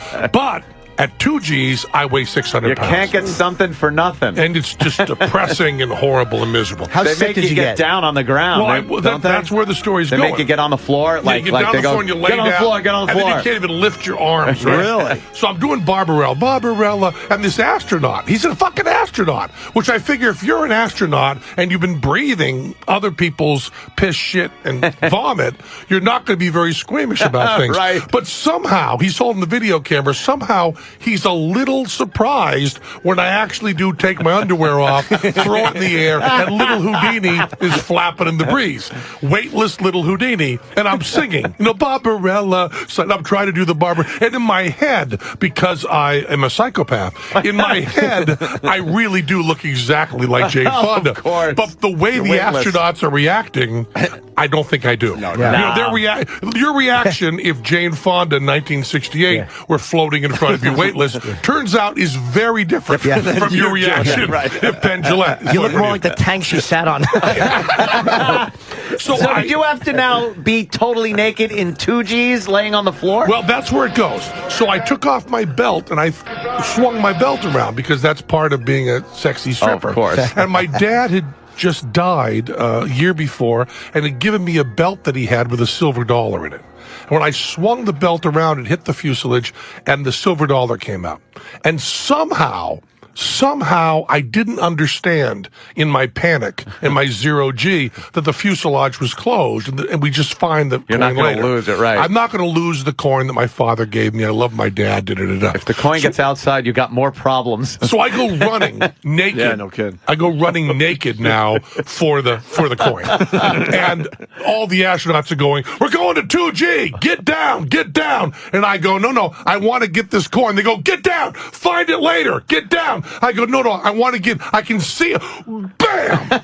And I hit the fuselage at 2G naked, flat on my face, and I now weigh 600 pounds. Yeah. And the coin, which weighs a pound, is in my hand, and I've got it. But I haven't been sitting in the right position. So now they go 35 seconds of that. Oh no, with the astronauts crawling to me to make sure I'm okay. And then, okay, we're going 0G. So now I float in the air. Now I'm disoriented. Now I'm holding the coin. And now I am vomiting into my long hair while I'm naked. And the astronaut is holding me. And he goes, hey, you're not singing Barbarella now, are you? What a horrible scene. Does everyone vomit on that thing? I mean, hence the name? No, I was not going to vomit until I was stupid and went after that coin for my dad. So when you get that, you're in the wrong position to take the 2Gs? Yeah. And how does the pilot fly that thing? Oh my God! You go. No, I understand that, but how does he keep? He's strapped in and control if it goes to 2Gs when he can't really move himself. Oh yeah, well that's the thing. There's astronauts who have come in and pulling 8Gs. Yeah, and at 8Gs you can't pick your fingers up. Your fingers are too heavy. Just kill yourself. If you ever get, if somehow they say you guys are accepting the space program, kill yourself. Just kill yourself. You're not going to enjoy it. You're not going to enjoy it. How long was the trip for? That's pretty interesting, man. I did, well, that's the thing. The first 8 parabolas are the greatest thing in the world. We did 30. Oh, wow. Shit. So actually, we were completely weightless for 15 minutes. Damn. But we were also 2Gs for 15 minutes. They did that in Apollo 13, the movie. They built a little set inside one of the set of the lunar module and the command module inside the fuselage of one of these planes, and did that so many times. Yeah, they to get all these shots, so it didn't look like the old-fashioned on a string or shit like that. It looked weightless because they were weightless. And when the they go interesting through the thing was Tom Hanks did not strip naked and sing Barbarella. No, he didn't. But what would you, if you were going to be weightless? What's the first thing you would think? Yeah, Ron Howard did though when he was filming it. You would think, I want to fuck in 0G. Right? You would think. And I did think that, and there was an attractive woman, like a test pilot on there, with aftermarket breasts and very, very attractive. And I said to her, we're going to be in 0G. I'm going to be stripping naked doing Barbarella. Billy's going to be playing guitar. But do you want to fuck? Sounds romantic. Would that be fun? You got to ask at least. And she says to me, I certainly like to go out with you after today. I said, we're not talking about after today. What the fuck is wrong with you? I don't want to have dinner with you next week. I don't want to call you. This is a science experiment. This is 2 hamsters in a cage that's floating in the river. This is to see what it'll feel like to fuck somebody. And your position would be somebody. She goes, well, you know, I don't know if I'm comfortable. I go, I want you to be comfortable. Yeah. We're going to be in 0G. You're not going to be comfortable. Do you want my penis in you? It doesn't matter. Do you want anybody here? As a matter of fact, pick somebody. Anybody here will fuck you. I'll watch. I'll be happy. You know? Could you smooth talk to though? Yeah. There's no time for smooth talk. No. You're going to be weightless. You only have 35 seconds. 35 seconds How long? to get it done. Yeah, 35 seconds. Would your dick get hard like that though? Could you get your cock hard in 0 gravity? Would that be weird? Yes. I'd like to see what it feels like during the 2Gs and how deep you could get in. Oh God, your cock would be so heavy. Your cock weighs 4 pounds. Just a heavy cock. Although I would think the whole... But you haven't got time to go, in 30 seconds you're going to be weightless. Oh, you get a little something in your eye. Yeah. Want to undo your hair a little bit. Oh, my, without your glasses, you're beautiful. No time for that. Let's fuck. Yeah, let's fuck, quick. What makes you scared, man? Because you do everything. Does anything scare you? Where you're like, get the fuck out of here. I'm not doing that. You know, I don't tend to get. I know you don't. Get that. I've learned that over the years with you. But I also found out that Mary Roach, who wrote the book about Mars, Packing from Mars, I wrote to her fan letter. I write fan letters like crazy, but they're not just fan letters like "Go on O&A." I like what you're doing. Old school fan letters. Old school, yeah, I do that. And she had been 0G. And she does this whole chapter, which is about fucking in space, where she says the desire to do it is so overwhelming, someone must have done it. But the danger of being caught and how reprimanded you would be, nobody could have done it. So it's completely powerful. And she said when she got on her 0G flight, she said to a guy there, let's just fuck. Let's just do. She was doing the same thing that I was doing. Should have been on the same flight. Absolutely. If we were on the same flight, we could have negotiated that deal. 0G fucking going on. By the second parabola, every astronaut would be breathing piss, shit, vomit, and my cum. And some cum and vaginal secretions and whatever else comes out of there. It's the first thing you think about, right? And I'll tell you, just so you know, if you and I are ever in 0G, I'm fucking you. I'd jerk you off at least out of respect. Of course you would. Yeah. I mean, if you're talking about the purpose of life, you know, in a godless universe, is to get good stories. Yeah. And I don't think you can beat I jerked off Jim Norton in 0G. It's not gay if you're in 0G, No, if there's no gravity, all bets are off. But I mean, that would be a great story. Doing it for the story. Yeah, you jerk each other off, you laugh about it later. We're all in agreement. You know, and he's got, how many questions have you got? What was it like when you came? How did that feel? I would never be able to come. You know how awful it would be to fucking collapse and have his hand still on my cock at 2Gs? I can't get your hand off my dick. I can't lift my hand. I can't lift my hand. Then you look at each other and go, wow, this is really gay. My hand is stuck. And then we start vomiting. Yeah. And then we land and they have to pry us apart. That just sounds like a great What a great story, man. What a good date. I'm so fucking stupid big. I mean, I'm gigantic. I've been gigantic since I was 6 years old. You know, so the idea of weighing nothing. I mean, me weighing nothing is a bigger deal than you guys weighing nothing. When did you hit it was 6? Just terrific. When did you hit 6 foot? Early. You know, when the girls hit 6 foot. I was bigger than my 5th grade teacher. Wow. You know, it's just, and you know, people that teach elementary school are counting on all their charges being smaller than you were them. almost one of those giants. Yeah, one of those you know, the Jewish giant at home in Brooklyn. You know, I was a Diana Arbus movie happening. You know, my whole life was that, and it was just. And the other thing is, my son. You know, my son is 4, and he's the size of a Buick, and he's huge. And you see him go through this thing because he's very articulate. He speaks very well, and he's giant. So people think he's in like 2nd grade.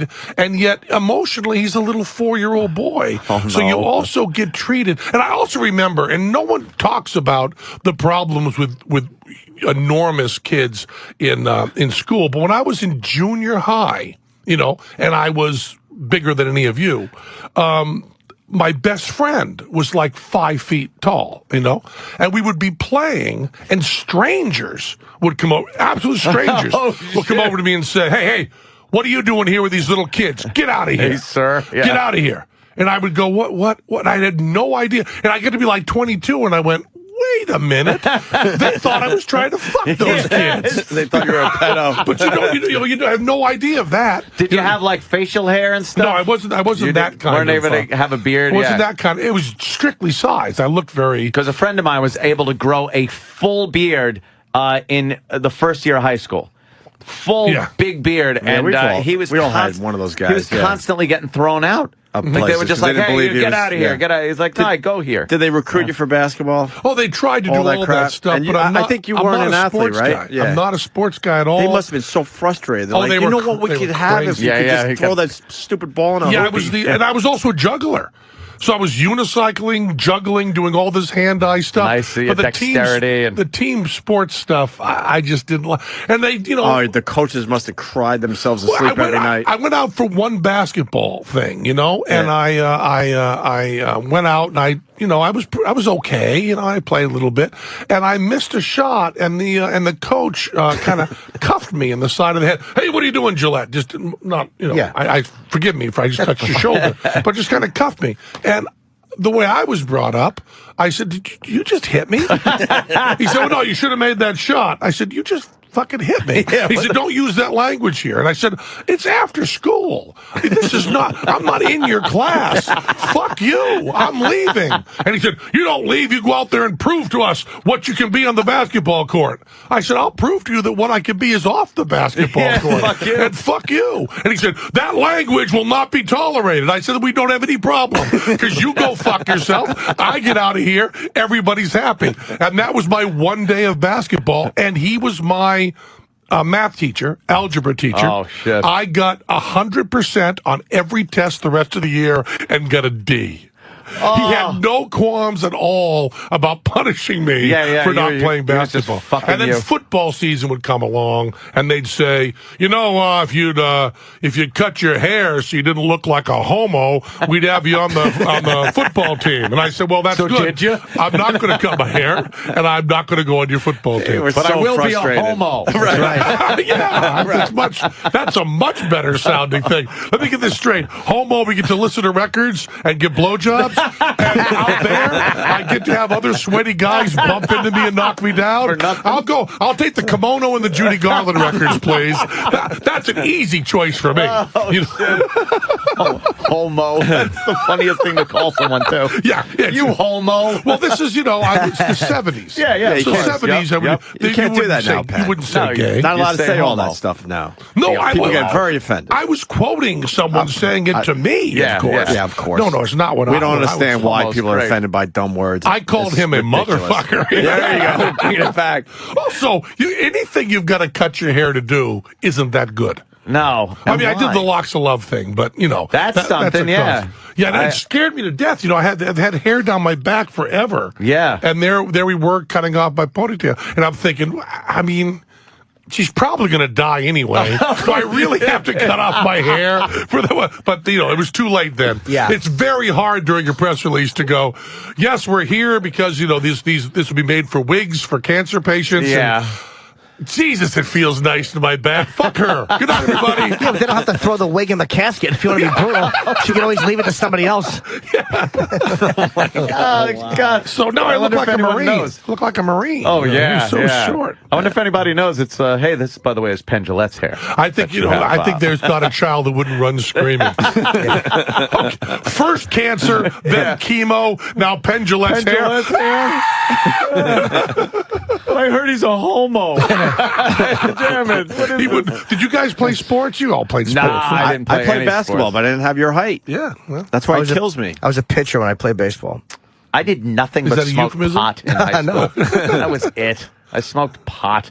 I regret it. I regretted it until I got this cool gig. But I regretted not doing better in school. It was amazing. My grades I had great grades. I started smoking pot very late in life. And I had really great life grades. Isn't high school, is it? Well, for smoking weed, a lot of people start in like junior high and shit. You always have the stoners in junior high. But I was like great in junior high, even into high school. But then, like my last 2 years of high school, I started smoking pot, and what you could graph this and just watch like, wham! Fell off the face of the earth. I didn't want to do anything. Didn't want to go to class. Didn't understand how my friends were graduating.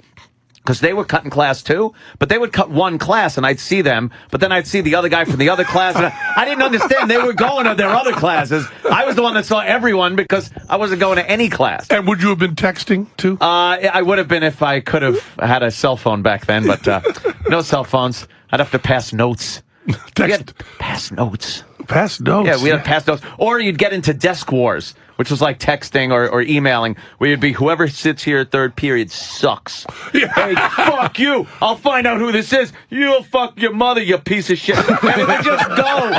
Like the desk. And then someone would watch the desk, and you're like, oh, fuck. Well, we have to start an argument with this guy. Right. It was great.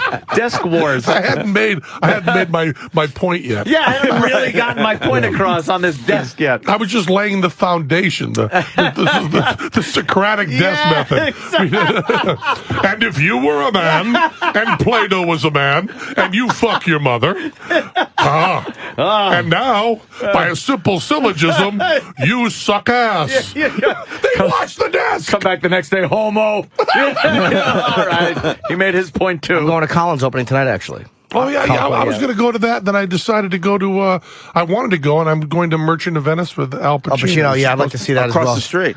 Hey, you haven't seen Collins' show No, yet? it's great. It's great. Really good. I saw it in the smaller theater. It's really smart. I think you would like it a lot. Yeah, I want to see it, but... I saw it in the tiny theater, and now very funny. Now they've got a lot of production behind it. I bumped into Al Pacino at a restaurant. And I said, I really want to get to see your show. And it's sold out all the time. And I'm trying to go through a friend of mine to get one ticket. And he said... Did he chip a tooth on your kneecap?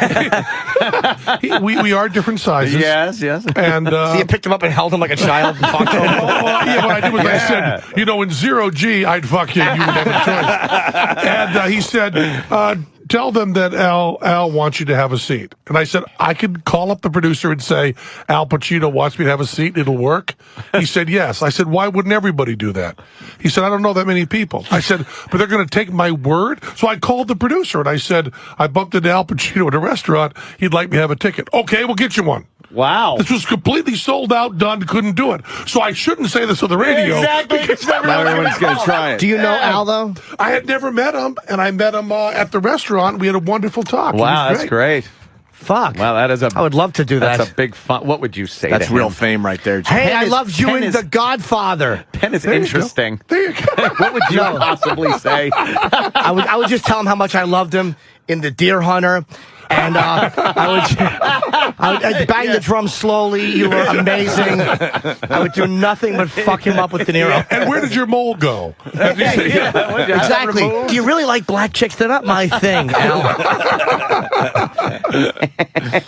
You just, Tremendous. I don't know. You're going by yourself. That's fucking good. I am going by myself. I will sit there for 3 hours enjoying Shakespeare's depiction of our Jewish brothers and sisters. Yes, in your Al Pacino complimentary Al Pacino seat. Yes. That Al says. He wants me to have a seat. I have a seat. There's going to be 50 people there going, wait a minute. Al said I could sit here. Yeah, Al just says that the way Opie tells people, no, come on the show. We'd love to have you. And then they call and he's like, what are you talking about? Be quiet. That's exactly what I expected. But it did work. Yeah. That's the genius. It worked. Yeah. It worked. You haven't seen it yet. Go to... let us know. I just want to tell everybody listening, when you go to Las Vegas, just call the box office of the Penn and Teller Theater at the Rio and say, Penn wants me to have a seat. That's it. He wants me to have a seat at some other show, but... I'm doing Vegas in February. I actually want to go out a day early and see you guys. I've never seen your show. I really want to... I want to see the Vegas show badly. Very much. I've never been to a Penn and Teller show. No, I haven't either, but I want to go. Playing? I don't even remember the name of the place. It's just a one-night thing. It's a small place. But I'm going to go out a day early and see their show. I saw you guys up in Boston years ago. We do great. a lot of we've done 6 hours of new material since we've been in Vegas. Can I ask you something? Just crank it Does it through. get boring to do the same show? No, we don't do the same show. Night? First of all, we change it whenever we want. No, for you guys. I mean, obviously the crowd will always. Oh no, love it. we change it even. What for do you guys ourselves. do to each other just to make it? We don't do any of that stuff. Nothing? We're just trying to do it better every night. A friend of mine, Michael Goudot, head writer on Bullshit, said he's a juggler, worked on the Lance Burton show, and he said variety arts juggling and magic are for people who see Groundhog Day and think, that seems like a good thing. I like that. It really is great to be able to go out and do the same thing and get better at it. Okay, because we had a friend on You're Broadway. practicing every day. We had a friend on Broadway, and he was begging us to just fucking kidnap him. He couldn't take it anymore. Well, that's also, you're doing someone else's... couldn't fucking take it. But that wasn't something he wrote himself, right? No, and then I said, well... Makes a big difference. Well, at least you mixed it up a little bit, and wow, how you fell into that, that dumpster. That you made that up, obviously, just to make it interesting. He goes, no, I do that exact fucking move every fucking night. Yeah. Even the stuff you think we're improvising is not improvised. Yeah, well, that's pretty much true. Nuts. But it's stuff that we write, and then we also write new stuff all the time. We put in a new bit every couple of months. Good for you. So we're working on it all the time. And there's no reason to. Other shows keep it the same for years, 30 years. The same thing, right? And we tell people we write new stuff and put it in. They go, why? And we go, because when we were 12 years old, all we wanted to do in life was write stuff and do it on stage. Well, yeah. Oh, yeah, I know, but now you get success. You don't have to do that. It's all we ever wanted to do. We worked our asses off to get to where you're at. So I don't know how do you write magic? Well, I understand. Come on, thanks, Anthony. I understand. You got to write the production around it, but to come up with a trick or a gag or whatever you want to call it. You get this idea for something you want to do. We want to. Yeah, but then you got to figure out how the fuck to do it and not let other people onto it. It takes. We did this. Jesus. We do this thing where we saw a woman in half. We saw her in half. We show how it's done. And then we fuck up and saw her in half again, and it gets really bloody and everything. So we have to do a complete sawing in half, and then do it a completely different. So we have to have it complete trick, and then have another trick on top of it. Right. It took us 2.5 years. Wow. $80,000. Jesus. Of R&D working on it, and it is 2.5 minutes in our show. 2.5 minutes. And the guys we work with go, anybody else with that much work you'd put in. It's the hardest thing we've done. We're hitting levers and switches and the timing, and we had to rebuild it 5 times, and it didn't work, and all this shit. And, it's 2.5 minutes on stage. It takes the crew an hour and a half to set it for it to work once. Everything has to be perfect. And we do this whole thing, and everybody that works with us goes, shouldn't you be getting a half hour out of this? And we go, it's so boss at 2.5 minutes. It's like, holy fuck, they'll do anything. And then after the show, people come and go, that trick was amazing, but you didn't build it up enough. We didn't know. I go, it was good. That's all. That's all we need. That's fine. Because we're now at the point where we have so much material, we keep shortening shit up. Right. So stuff we work on for a couple years can be 2 minutes, and we're thrilled with it. We just give them the prestige. That's all we give. How long was your show? 90 minutes? Yeah, we do 90 minutes. And I play jazz for an hour beforehand. I play upright bass, bebop. So come in, when you come to the show, come an hour early and hear some great jazz. And then we do our show, and it's, and we also meet everybody afterwards. Do you still get stumped by magicians? Do you see them and go like, well, it's interesting. I know how everything works. We're doing a show that's not announced yet, but we're doing a show over in England called Fool Us, which will be just magicians coming on. What a great idea. And that's great. If they fool us, they get a trip to Vegas and get to do a show. And if they don't fool us, we bust them right there. So that's a double lift, and you force the card. And they're right now. And it's weird because we created the show. It's our idea. But because of all the laws and stuff, we can't know anything about it. So there's 40 people working on this show, including friends of mine. And I get an email from friends of mine that said, hey, I got hired on your show. I've been told I can't talk to you, write you emails, or have any contact with you for 2.5 months. Bye.